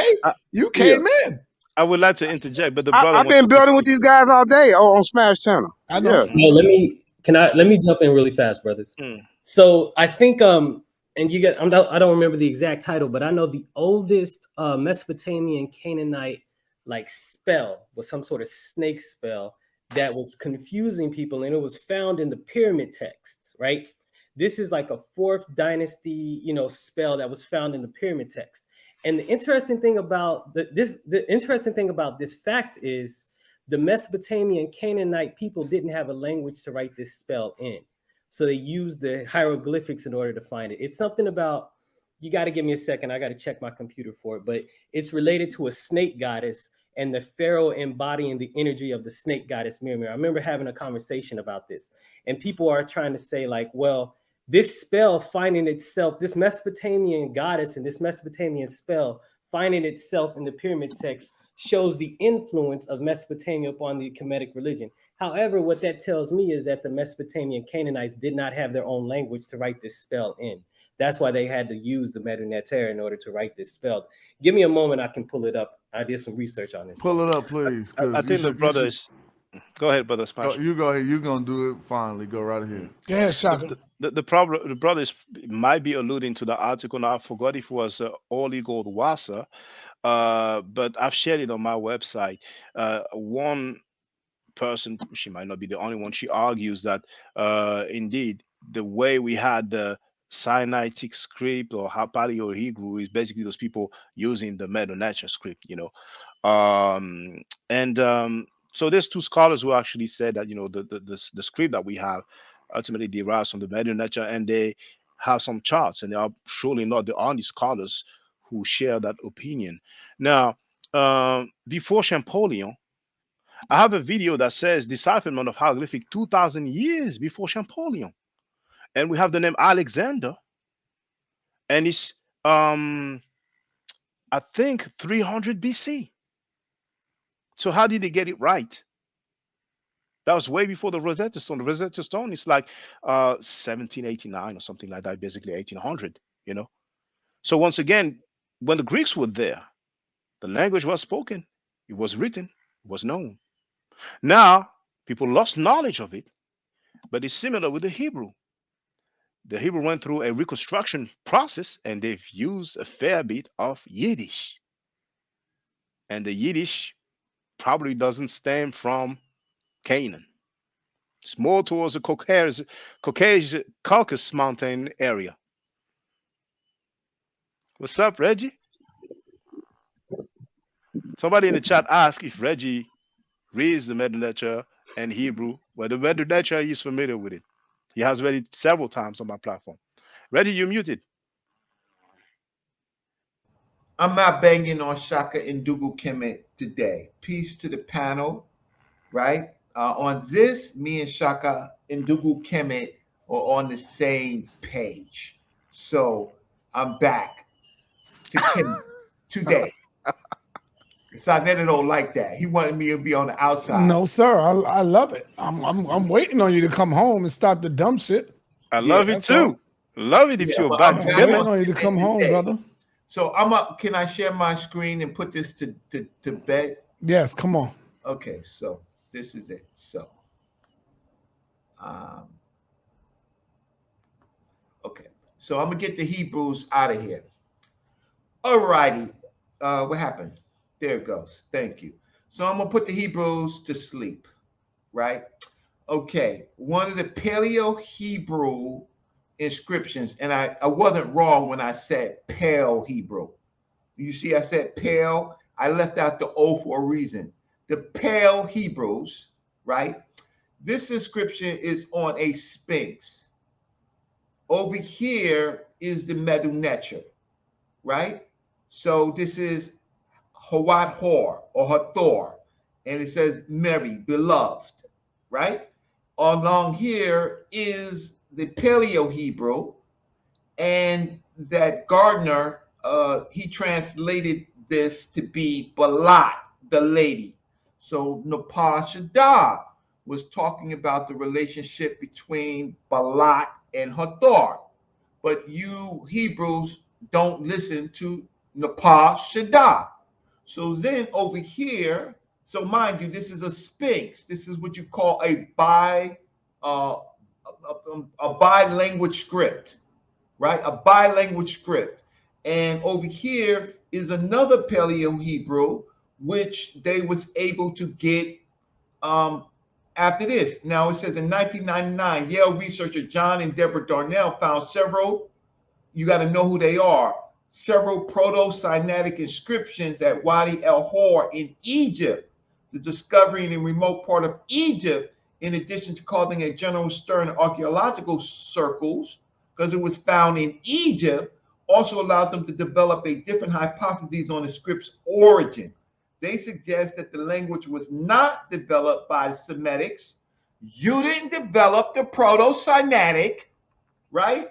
Or Asiatics, as the Egyptians called them, but was invented by Egyptian scribes and bureaucrats to allow them to communicate with the Asiatics, who at the time, didn't he say, were slaves, mercenaries, or trading partners with Egypt? A kind They were of slaves?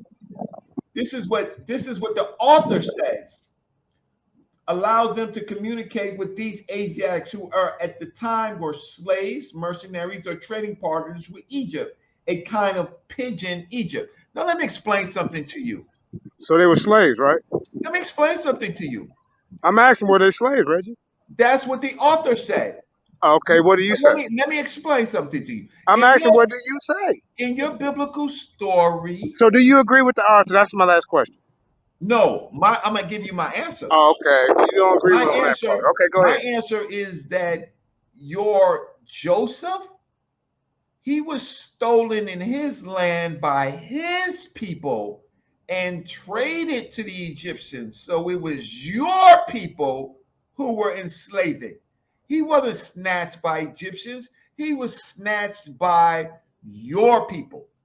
Next. Hey, Reggie, when you say your people, who are you talking about? Oh, the Hebrews. And that's yeah, don't say your people. Wait. Them niggas, That ain't what not they say their on there. people. Hold on. This is not their people. They in a fucking fantasy world. Just say by the Hebrews. That's not his their source people. didn't say that. His source didn't your say Bible Joseph. story says that they were snatched. No, but that ain't what your source said, Reggie. No. Why are you adding to the source? Yeah, no, my source. Guess what this person is trying to do? What do this source say, Reggie? You just added to it. Yeah. Read. Okay, did they say? By reading, wait, first of all, you know that this is this person's opinion. He just added to the source. Yeah. So next, let me just get Go you ahead. out of here. So these are the rest of the scribble scrabble of Proto-Sinaitic. It was scribble scrabble. Let me just blow this up. This is scribble scrabble based on another language. There ain't no Torah in this. You're talking about Balat, an Egyptian, right? I mean, a Proto-Sinaitic counterpart of Hathor. So this is just scribble scrabble. This is Proto-Sinaitic, scribble scrabble. Then we come over to here, and then it gets more advanced, but it doesn't get advanced now. It doesn't get advanced with the Hebrews. It gets advanced with the Phoenicians. And so here's Herkabet, where on this place that says Herkabet, this is where I found the name Sinetta. On Herkabet at the Met Museum by me reading the passages of Herkabet. But what the Egyptians did was, people Tawi was, what they did was they gave the same style to the Phoenicians, and the Phoenicians wrote their text, right, instead of the Medu Neter. Why? Because of the entanglements. So listen, man, you can. So let me respond, please. Go ahead. All right. Now, Reggie, your source didn't say that Israelites enslaved their own brother. That's why you breezed through it. You added that. And then your source also said that the Israelites were slaves, but now you disagree with that. No, The only part that I'm speaking, the only part that you want to agree with is the part that you said that they came up with a language to communicate with the Israelite slaves. You idiot. Now, I'm are gonna they show you slaves or how. not? I'm gonna show you Are how they you're an slaves? idiot. Answer the question. Are they I'm slaves or sorry. not? I'm sorry, Yeah, but they JJ. didn't say here that Egyptians slaved them, silly. See, you can't read. So But blood was please, invented by Egyptian scribes and bureaucrats to allow them to communicate with these Asiatics not who, Hebrews. who at times were slaves, mercenaries, or trading partners with We're slaves. slaves No, with Egypt. slaves. See, you don't understand. Nah, see what I'm saying, y'all? He lying. But JJ, you see, it Come on, doesn't man. say Hebrews, it says Asiatics, and it says at times were slaves. It might be how they translate ham or back, which really. Go ahead. Yeah, I didn't mean to cut you, but here's another thing that we hide. The Nubians also was sending the Egyptian slaves. Why ain't we ever talking about that? Man, Y'all you want to always say, messed it well, the up. We Nubians talked were about that enslaved. all morning, JJ. Oh, okay, I might have missed that You part. I was know in we and out, did. fam. Yeah, Yep. you did. Yeah, You was there. okay. I missed that But part. but I think I but, added that part. Yeah, I said that part. but I was going to JJ, go what we can get from this is that all Hebrews or lights this evening. You can go home, get on your knees, say Shalom Shabbat Yahweh. Thank you for the Kemetic people, because thanks to them we have our script. That's true. But Hey, I ain't mad at if Kimmy, man. if if there was slavery in Kemet, No, it you heard wouldn't what the be source said, man. No, I'm what about to. we. Once you're done, please let me get it in. Hmm. Go Once you're If ahead, done, man. brother Shaka. mhm. Hey, Sorry. Shaka, I Hey, share my screen because Son, I this could all just you end got it for all. JJ? You got Sorry. these your best guys? Come on, sir. JJ, you I ain't just said nothing destroyed Reggie's today. source. Go ahead. JJ ain't said So nothing. all I'm Hey, let trying. me do this quick share for y'all Uh-huh. real quick. Yeah. If y'all Yeah, don't you mind, you JJ see up my on points screen? today, god dang it. Let's go. Y'all see my, all right, this book is called The Pharaoh's Workers.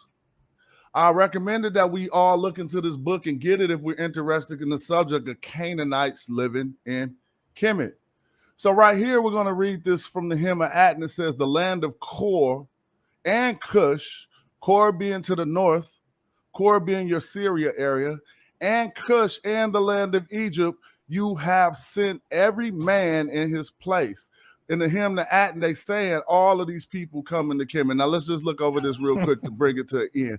It says, it has been recognized since the earliest years of Egyptology that by the New Kingdom times, the population of Egypt was liberally sprinkled with families of foreign origin. This phenomenon, however, appeared long before the New Kingdom.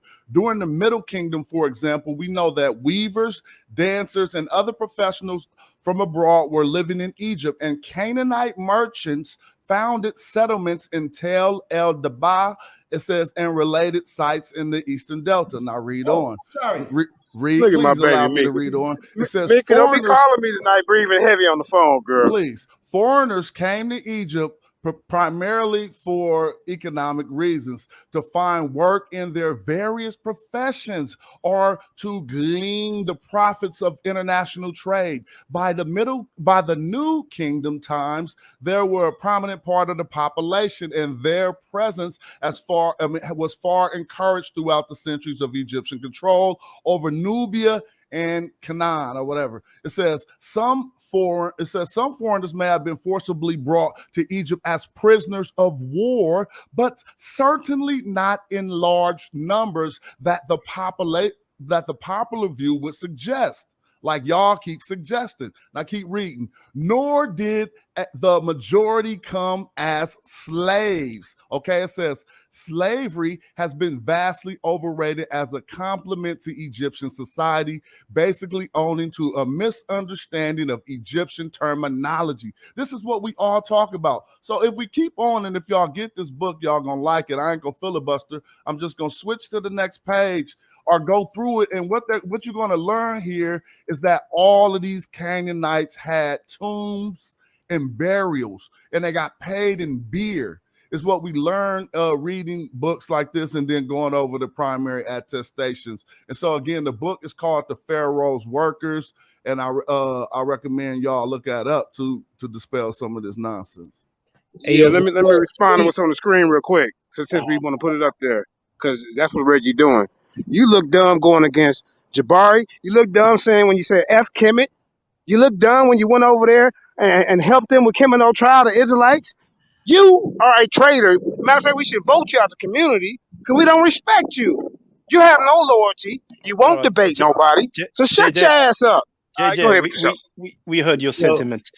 Brother, can I share my screen on Even that? you be banging on Reggie. Get him now, man. Don't get scared. That's what I brought you over here for. Not this evening. This evening.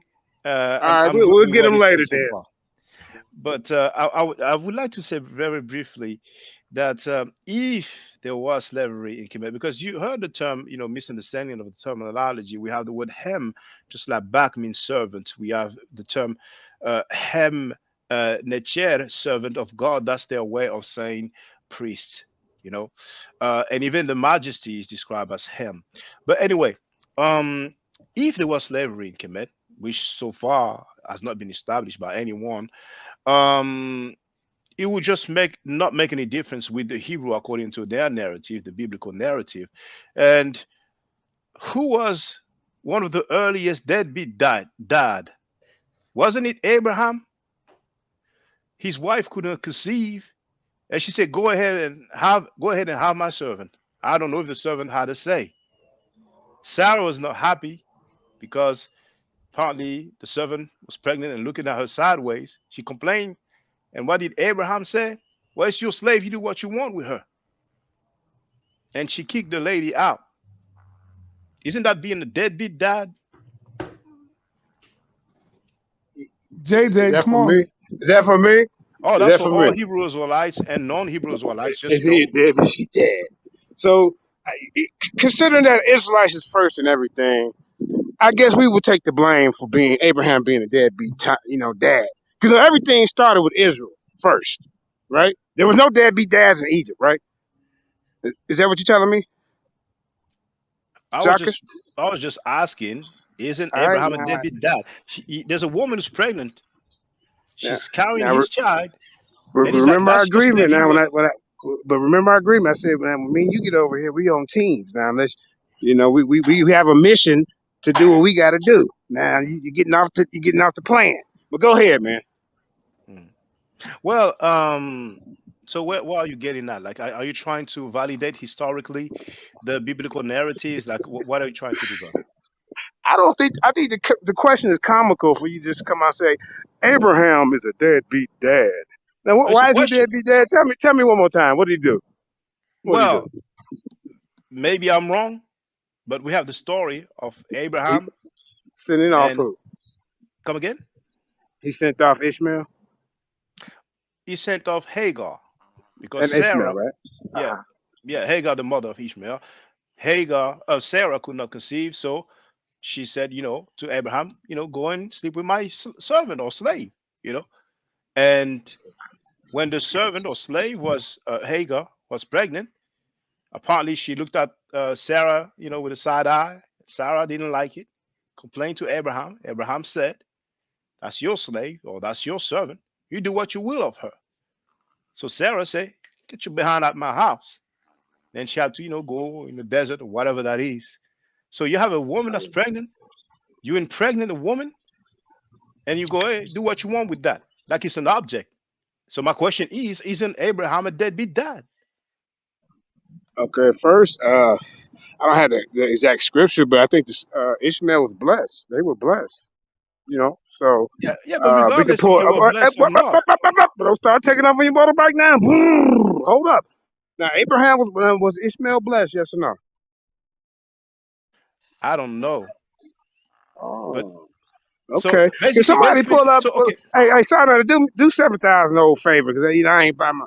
Go ahead and pull up the blessings of Ishmael. Let's see did he get blessed. Was it a real person you saying, Jay? Who? Ishmael. Whoever you telling me to pull up, is that a real character? Because I don't want to pull up no fake shit. Is it a real character? Okay. So we I'm ain't gonna asking get to you. go I'm there then, asking y'all. you. I'm asking Nah, you. we Is ain't. it a Don't worry real about it, sir. character? Nah, we See, ain't now playing that you game. running. Now you Nah, see, running. I know how to play the game with y'all, bro. Nah, See, this is what I do you to them, know that y'all. shit is It take bullshit. about 4 or That's 5 of them why. to come against 7. No, I'm So I know you asking you a definitely don't question. want no You smoke. asked me. No, You I asked told you me. look up a goddamn. You asked me to go pull up somebody that don't even exist. How can I do that? What are you talking about? Do He you could be an have any autonomous records, ancestor. Now, I anything pull to him up. show? Yeah. Now you want to play bodyguard after I'm No, I'm beating your not. I've guys up. always I done just this, killed brother, Reggie's and you whole know that. goddamn source. Reggie's whole source just got destroyed. He lied. You lied in the source when you try to read it and think I wasn't watching. This is what you do. You've been getting beat up all goddamn day. Hey, I'm gonna turn Shaka loose on you tomorrow. We gonna be nice to you today. This was my plan to get him over here to get on your goddamn JJ, neck because you scared of me. JJ, I'm not your dog. All right, you, I'm can, gonna leave him alone, man. you cannot sit Sarnetta me on playing game. people. Pull it up. Hold up. Sarnetta, pull it up. Don't get off the topic. See, because he's trying to say that Ishmael didn't get blessed, and that's not Well, true, right? JJ, And also, JJ, let's assume Ishmael was blessed. Let's presume that he was blessed. My point is this: like you, you don't see anything wrong with somebody impregnating a woman. And it's like, okay, I don't care what happens. That's your servant. Do what you want with her. You're fine with that. So basically, if you have a daughter that's impregnated by a man, I and don't the man think says, JJ got children. You got children, Jay? hey, let's stick to the program. No, Go I'm ahead. just asking you, brother. I'm not. I got grandchildren, brother. One thing I'm All right. not gonna do is, brother, is talk about your babies, your family. I'm just All asking, do right. you So I have mean, all children? things don't need to be known because people like to play games and stalk and get in your Okay, I personal got you. life and I pull got you, up, brother. dock you, Say and all yes. that type of shit. So let's leave that up out of there. I learned my All right, lesson I on that. got you, brother. I got All you. right. So ask that question again, my brother. oh well, it's all good because obviously you believe in the Bible, so you probably will not criticize Abraham. But I was just asking a question. But it's fine. It's fine. Feel free to say anything you want. Oh, okay. Well, I was just going back to Reggie's source. Reggie, can you pull that back up? Because you made some things up. You added some things in there talking about they put Joseph in slavery in the source. Can you at least admit that you added that in there, brother? It said Asiatic. It didn't say nothing about no You're muted, Joseph. Reggie. Reggie, you're muted. I'm We don't not hear your, you, Reg. I'm Okay, now not we your hear you. Hebrew dog. I am not your Hebrew dog. You misread Why the do you, source. like I never told you, get some tough skin, bro. Damn. I do. Reggie, That's why you you got a find. woman, Reggie? I ain't never seen you with a woman, man. I'm gonna leave you alone with that. Go ahead. That's No, besides the discussion now. you can talk about my Yeah, I'm just saying, personal. man. You He want to act talk like every about time my I say personal something, he act life? like a little My beat. my my No, my it Supposed to be doesn't have about to the get. my information. son is It doesn't have to 25 get there. years old. You should look. My son is 25 years Man, old. My ex-wife X, is a right? What about PhD. current? What's the My current thing you son. But got? JJ, what Huh? does it have to do with what we're talking about? Whether No, he has a no. lady All or right, not? well, I'm just saying, Reggie be look, Reggie be acting like a little girl when it come to me. No, Nah. Let's deal with the I'm not information. acting. No, All right, let's get JJ. to it. Pull your source back up then, brother, please. Oh, please. Okay, please. Okay, here you go.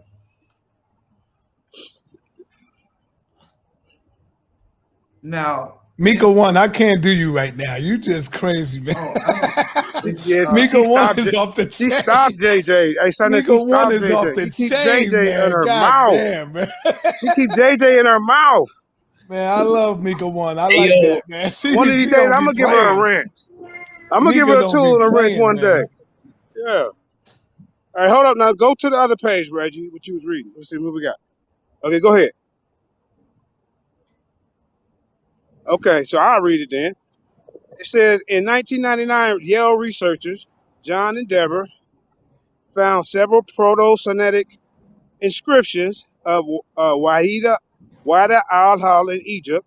The discovery is a remote part of the Egypt. In addition to causing a general stir in archaeological circles, also allowed them to develop a different hypothesis on the script origin. This is a hypothesis, y'all.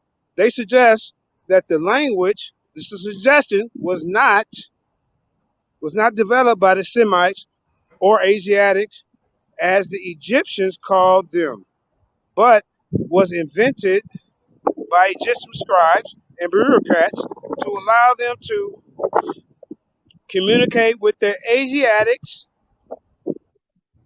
who were at times were slaves, mercenaries, or trading partners in Egypt. I just bust your goddamn head. You got cut line, and then it even agrees that Israelites was slaves, bro. Come on, man, It cut it doesn't say out. nothing about Israelites, brother JJ. Well, okay, we can even leave that part out. We can leave that part out, but he lied because he added it in there. He said that it was Joseph. That was y'all heard him. So Reggie, if you're No, gonna no, deal with stuff, JJ, let me just end this. Let me end this. JJ. Reggie, if you're gonna deal with me, hold on, just let me end this. Reggie, if you're gonna be real with me, I mean, and you're gonna be on a scholarly level, I'm gonna be watching everything you read, so you ain't gonna be able to skip or add nothing. I'm done.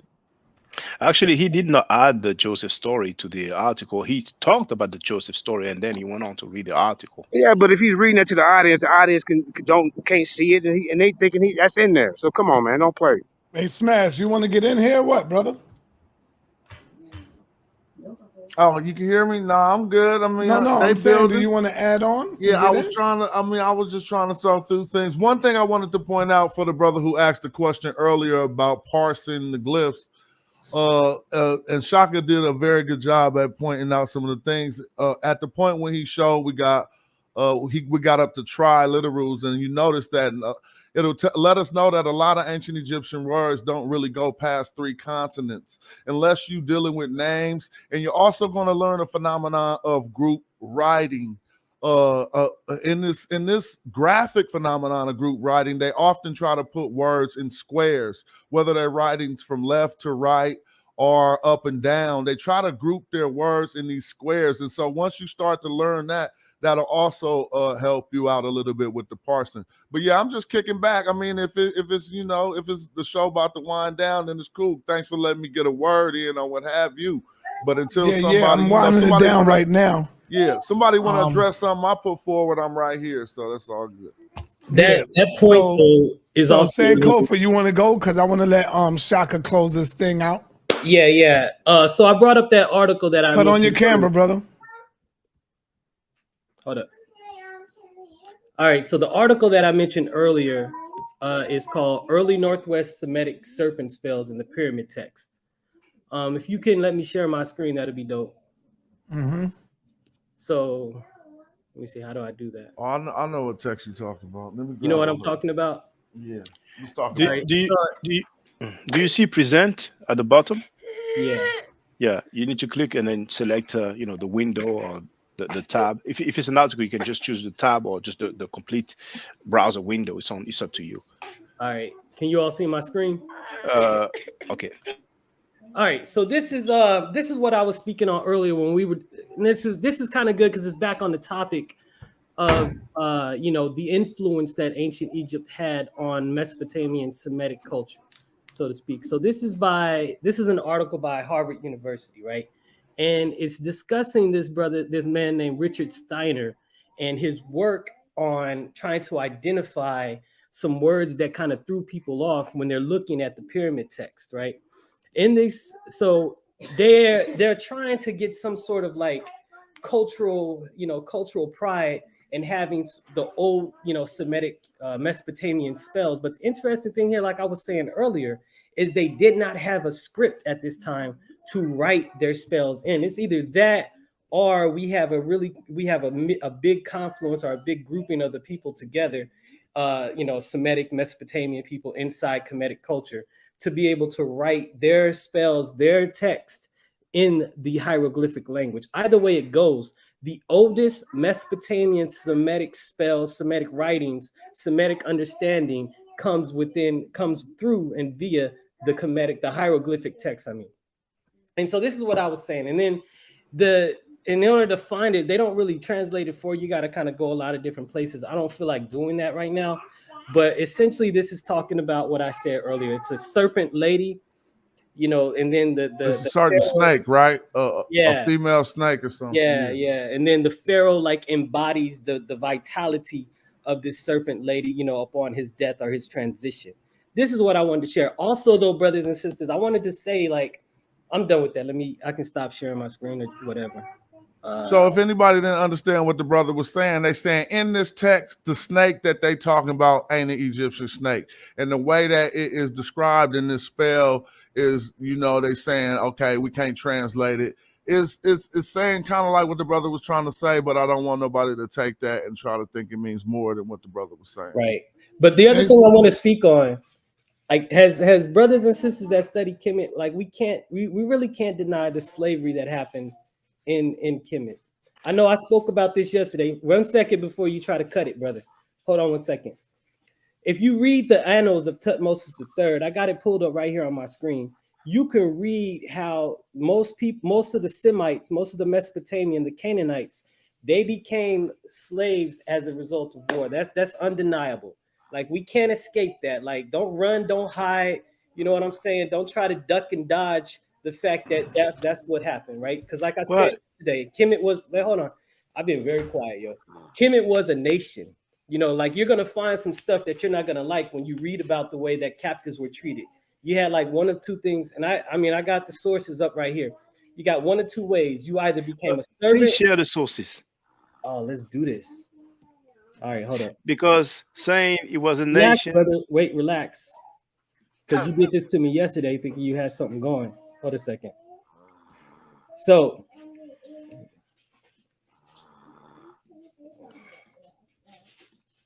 all right. So this is my presentation related to slavery and Kemet, because I was really tripping when I found this. Aha, you got a presentation on it, huh? You said what? So you already got a presentation on it? Can you all see it? Not yet. Maybe something's up. Hold up. Stop sharing. Present. Sanetta, can you see? Hold up. No, Sanetta has to add it to the stream. Once Sanetta come back. It's up. I'll add it to the stream. There it goes. All right. So yeah, actually, this is an old presentation of mine because honestly, when I found this out, I had to really understand what was going on. I'm not gonna.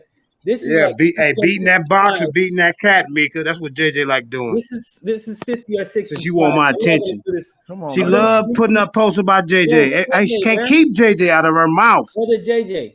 Yeah, well, tell Sanetta to stop putting that stupid ass shit up. I think Sanetta is not there right now. So just hold on, JJ. He will remove it. I think. All right. So the bulk of this information comes from this brother named Mark Jansen, right? It's his dissertation for his PhD from the University of Memphis. So if you want to check my source, go ahead and pull up his dissertation and read it, right? So Brother Reggie the other day discussed the different terms for the different slaves or the different people who become servants in Kemet, right? So there's different, So there's different terms that the Kemetic people had for people that became captives and slaves. This one is called Seker and Ankh, which means the living one or the struck one, right? That means the prisoner of war. Right. So, and I go through the different ways Seker and Ankh was shown just to show you the different ways. Like this one is uniliterals, basically with the knife in the hand, meaning this was probably somebody at war. This is also uniliterals with the club, meaning somebody probably knocked him upside the head with a bat when he got to him. And this is also a uniliteral with a biliteral, also with the club, meaning the same thing. You knocked him upside the head with a bat. Now this the club don't mean that. That's why you messing up the glyphs. I'm kind of joking, brother. Oh, okay. So tell the people what the club really mean then. Now you got that one, y'all. The club just mean war. See, that's what we saying. So I'm not trying to cut you because you got a very good presentation. But the club mean war, and so if people understand that, then they're gonna see that okay, these are prisoners of war. But keep going. Right, but this last representation of the word is important because here you see a bound captive, right? This is a bound captive, which means, it is what it is. You know, this is someone that's captive for life. We can't really escape that. No, it's not captive for life. It's not captive for life. Yeah. Right, it's living captive. He's alive. It's just saying he's alive. Living alive. All right, go ahead and. So far we didn't see slavery. It's like go ahead and get the details. But let's go to the glyphs themselves, right? We can on the glyphs themselves. I said yesterday it was an initiation rite of a lot of the pharaohs of the 18th dynasty when they became pharaoh to go through and wreak havoc within Mesopotamia, right? But that ain't We have- true. huh? That's not true. So you're showing Which one? primaries. So this is Wait, what you're wait. doing. You're doing a good job at showing some primary accounts, but then you're putting interpolation on top. So basically, show us where they say it's a right and which text defines this right. No, this is how we deal with it. No, all right. This is Let how we deal with it. But go right ahead. I'm gonna chill out because I'm doing a lot of like. Let me just be straight. No, just don't do no interpolation. Just show what the text say. Good deal. All right. All right. Another term from captive was haket, which also carries the means for plunder, spoils, things carried off. Right. But this is what I found interesting. But brother, you know, hold on. Well, yeah. But you know, remember though, I'm the guest.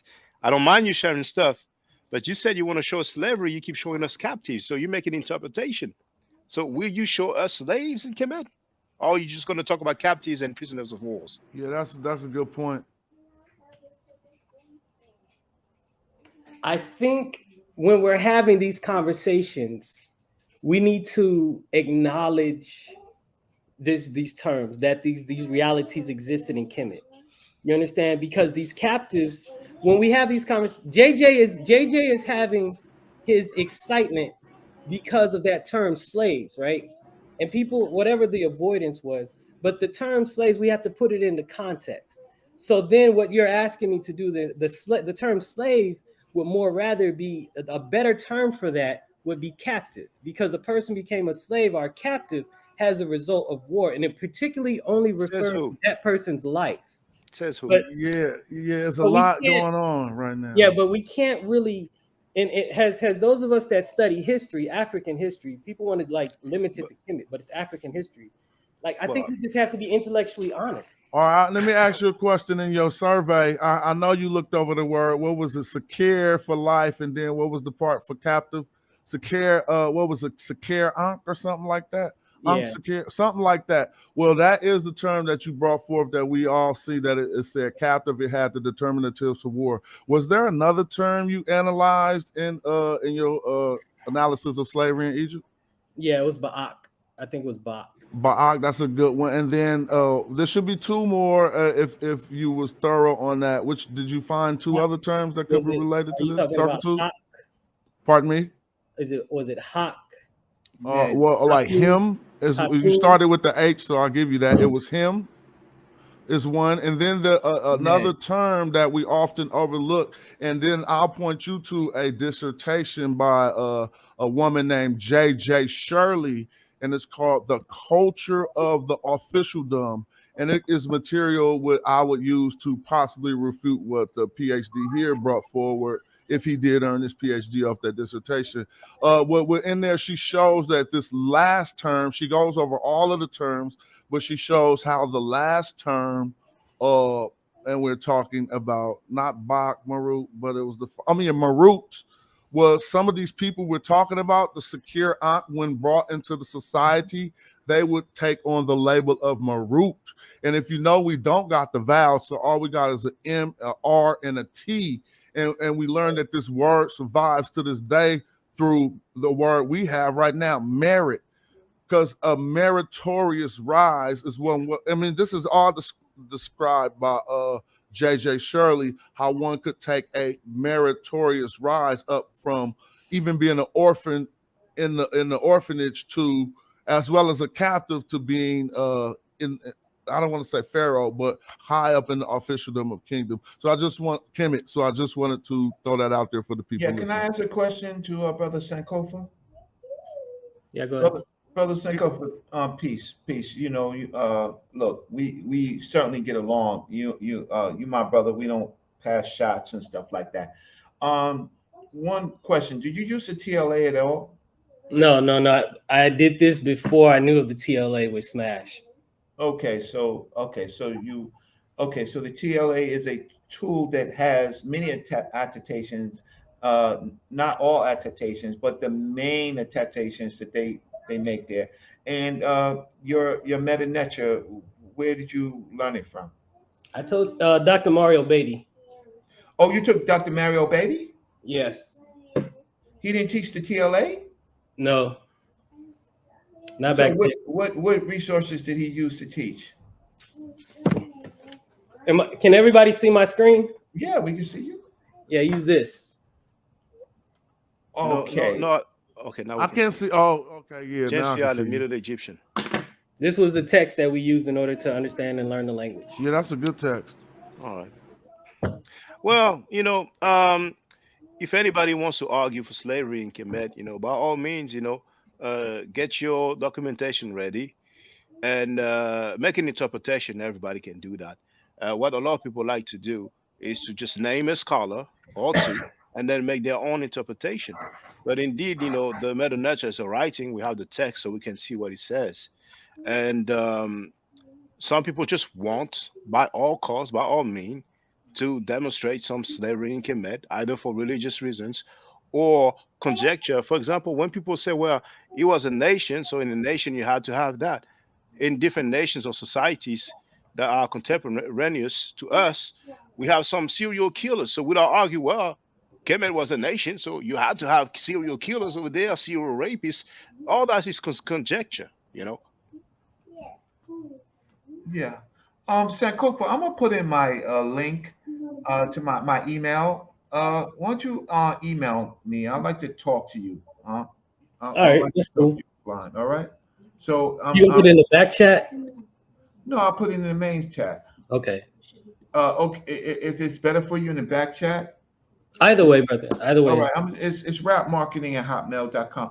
I just want to have a session with you on doing research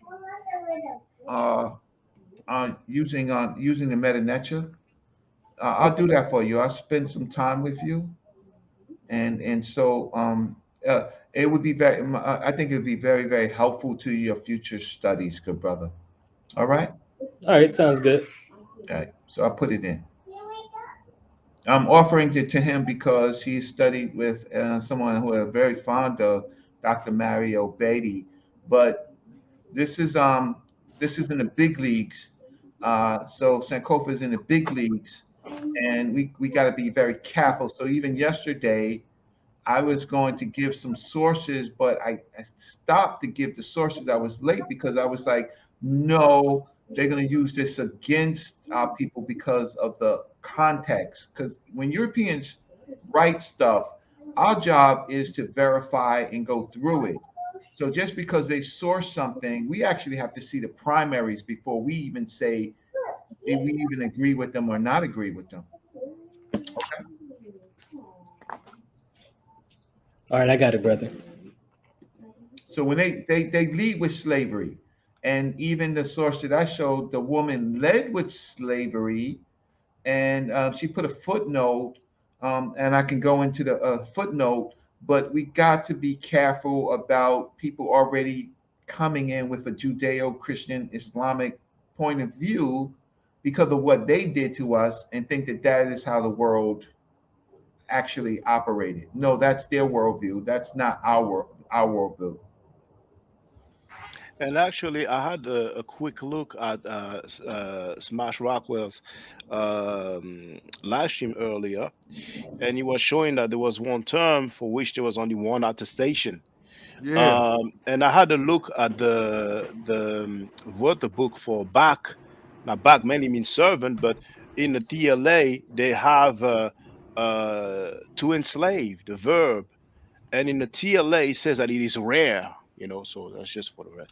Yeah, so I want to show some of what my brother Reggie, if we still got time, some of what my brother Reggie possibly want to show you how to do when he was asking did Mario Beatty go into the TLA?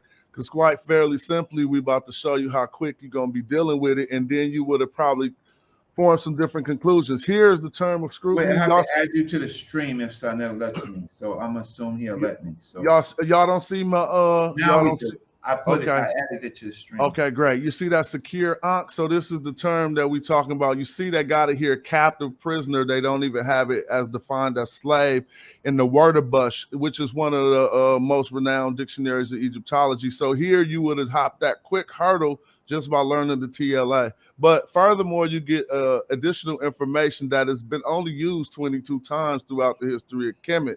or at least we'll say in all the collections that they have in the text corpus.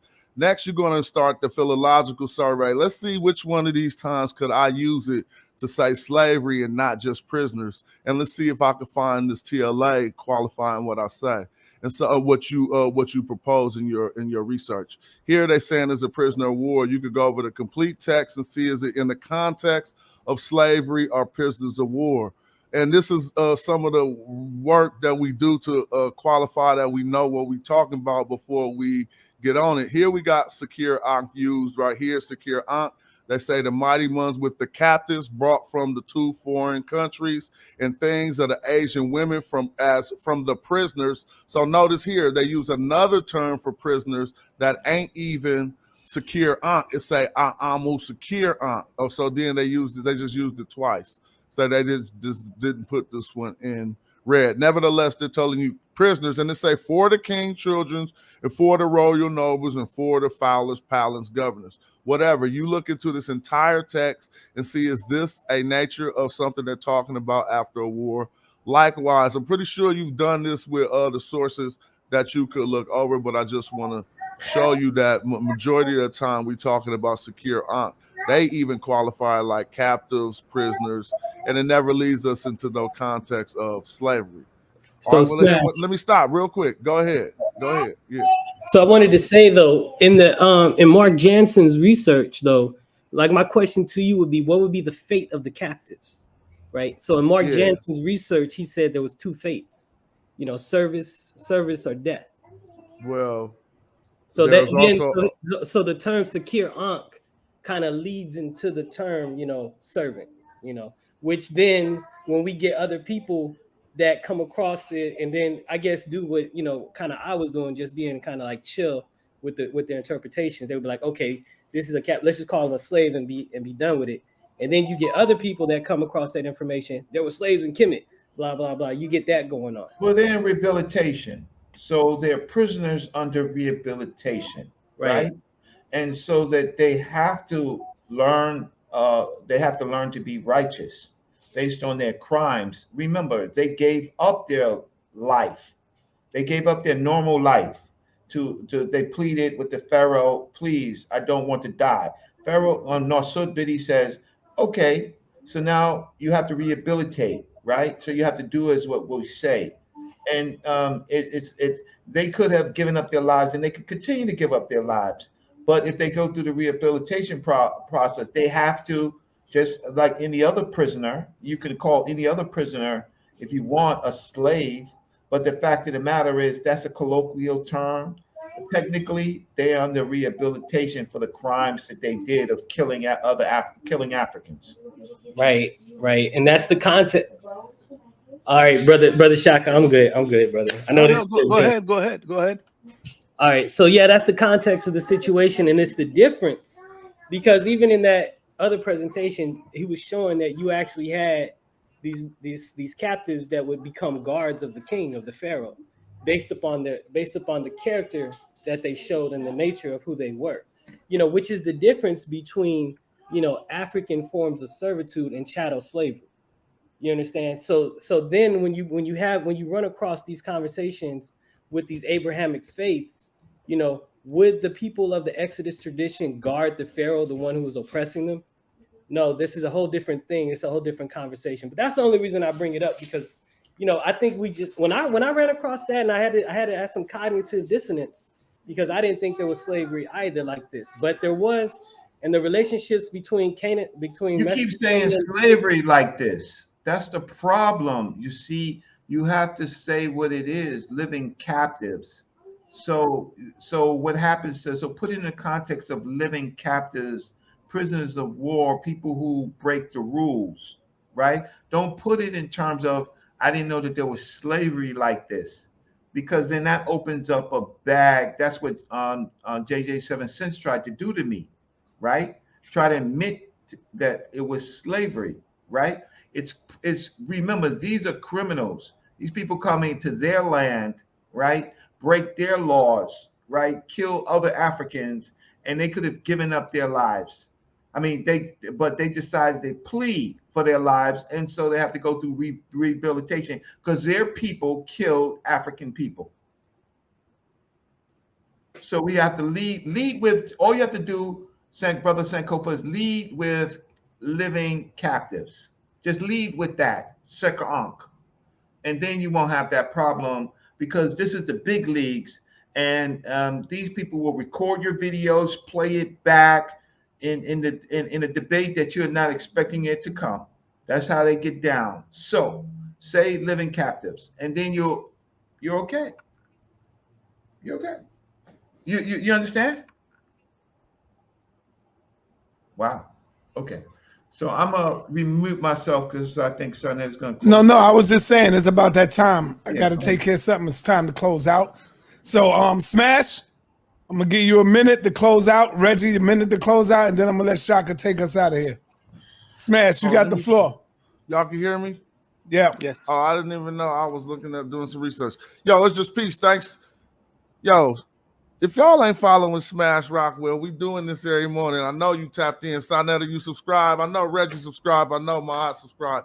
Everybody subscribe. I want to say shout out to my brother Shaka for bringing the knowledge and information.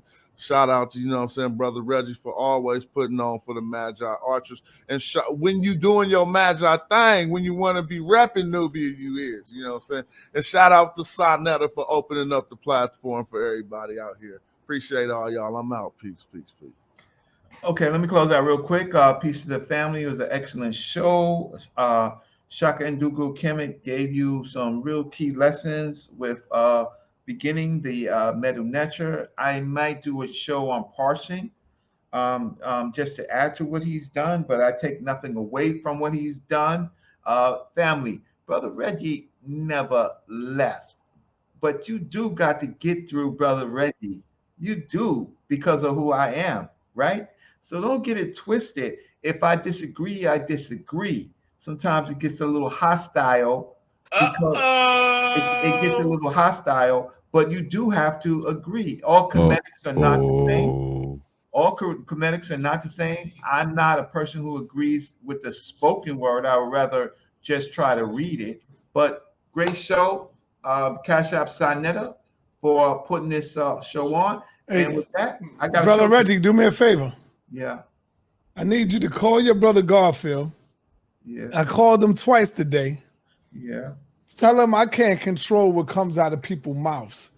Just like when he's up here, I can't control what comes out of his mouth. And he say things that hurt people's feelings, brother. Why is he trying to take it out on me? I am the host.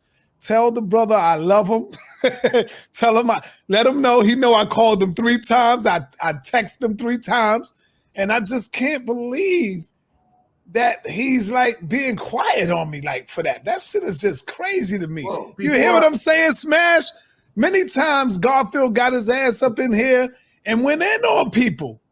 And I can't, and that's why even when you go back to the video and look at when my brother Shaka was talking, I threw up the goddamn the piece that let you know. I said, yo, the views and opinions don't apply to the HOK, the House of Conscience. I said that. I threw up my disclaimer. You know? So just tell the brother I'm here. I love him, man. Stop being emotional like that. Because Reggie, you know you go in on people. He go in on people, man. He's looking weak when he do that, brother. I can take it, but you do know I called you 3 times before since the other show was ended, which we agreed that it was a mistake, but I wasn't banging on him. I was just talking about speaking the language, and I called you 3 times. You was busy. I was asleep, Reggie. You was asleep. So yeah. I will talk to my brother Garfield, but we will see you and your Mayweather on the 11th, right? And then we'll see him. Saturday, right? Yeah. Yes. Saturday. I think Sunday. Sunday. Yeah. Sunday. And then we will see you on December 24th. Garfield is not going to back up and cause people plane tickets losses. He ain't going to do that. No. He's going to be there. So we're going to see you, Sa, but you are, brother, and we love you and thank you for. I got a show tonight at 9 o'clock. So what's time? What's the name of your show? it's with our brother named Candy Verse, who is my replacement for Sekou Keller. He's a well-studied African from the Cameroon who reads French, and he don't play the games Sekou Keller plays. Oh man, don't tell me you getting somebody for Sekou. Oh man, I got to see this one. I'm gonna be tuned in, Reggie. Yeah, he's God my damn. replacement. He speaks French. He knows all of the African scholars. He's like Brother Reggie in Africa, but he's living in Americas. But unlike, he don't talk about them. He actually talks to them and translates for them, right? Oh, So he's going to be on my show introducing himself at 9 o'clock. All right, say less. I'm in the building. I got to see this shit. All right, brother Shaka, take us out of here, man. Well, you know, I don't know what I need to do to have that Reggie. That's the Reggie I like to hear. And he clarified that he was really talking about the language, because when I hear him say I bangs on the Kemetic people, I'm like, oh. But yeah, you don't talk too much with the, I mean, you read the Meta Nature, but you gotta let him close out though, Reg. You can't cut him off. I'm just saying to him, you don't get up there and you don't get up there, you just read the context. Me and you, we got a different argument. I'm out. But our argument is different than somebody getting up there and acting like, anyway, peace. I'm peace, out. Brother. All right, go ahead, brother. Yeah. Shaka. Yes. thanks again, Sanetta, for the invitation. Yo, anybody want to leave on your way leaving? Please don't drop our brother some love. Show him some love. The donation, the Cash App is in the chat. Y'all did great. We appreciate the love that you sent last night, and whatever you can contribute, please, we appreciate it, man. Yeah, thanks to those who donated. I mean, it's nothing like yesterday, but maybe if you try again, if you don't mind, Sanetta, sharing it, because when you share it, yeah, it works. I shared it. Yeah, but I'm gonna share it again. But I hope you learned something, brothers and sisters. Remember, opposition is inevitable. You can never please everybody. Some people have agendas. Some people just don't like you for whatever reason because you talked about somebody they know. You know, now you have somebody that's close to depression. He went to cry in the car, and he's going through some things. But hey, I only asked to see a degree. That's all. I ain't gonna say no names. So I hope you learned something. And for those who want to learn the Medu Nature, I'm giving classes. I would have liked actually to have enough donation, just like yesterday, to do this on a regular basis. But today was really like 1/3 or 1/4 of what I had yesterday. But I'm still glad that people have supported and people were there. And my account is Maat Forever. Once again, I recommend that you watch the video Kemet and Maat before Judaism, Christianity, and Islam. The one called White Semites Black Awakening, and also the one called Deception of Asiatic Black Men. So thank you once again, Brother Sanetta, for inviting me. And that's it for me. All right. Peace, brother. Thanks for coming through. Thank Appreciate you. Hotep Seni.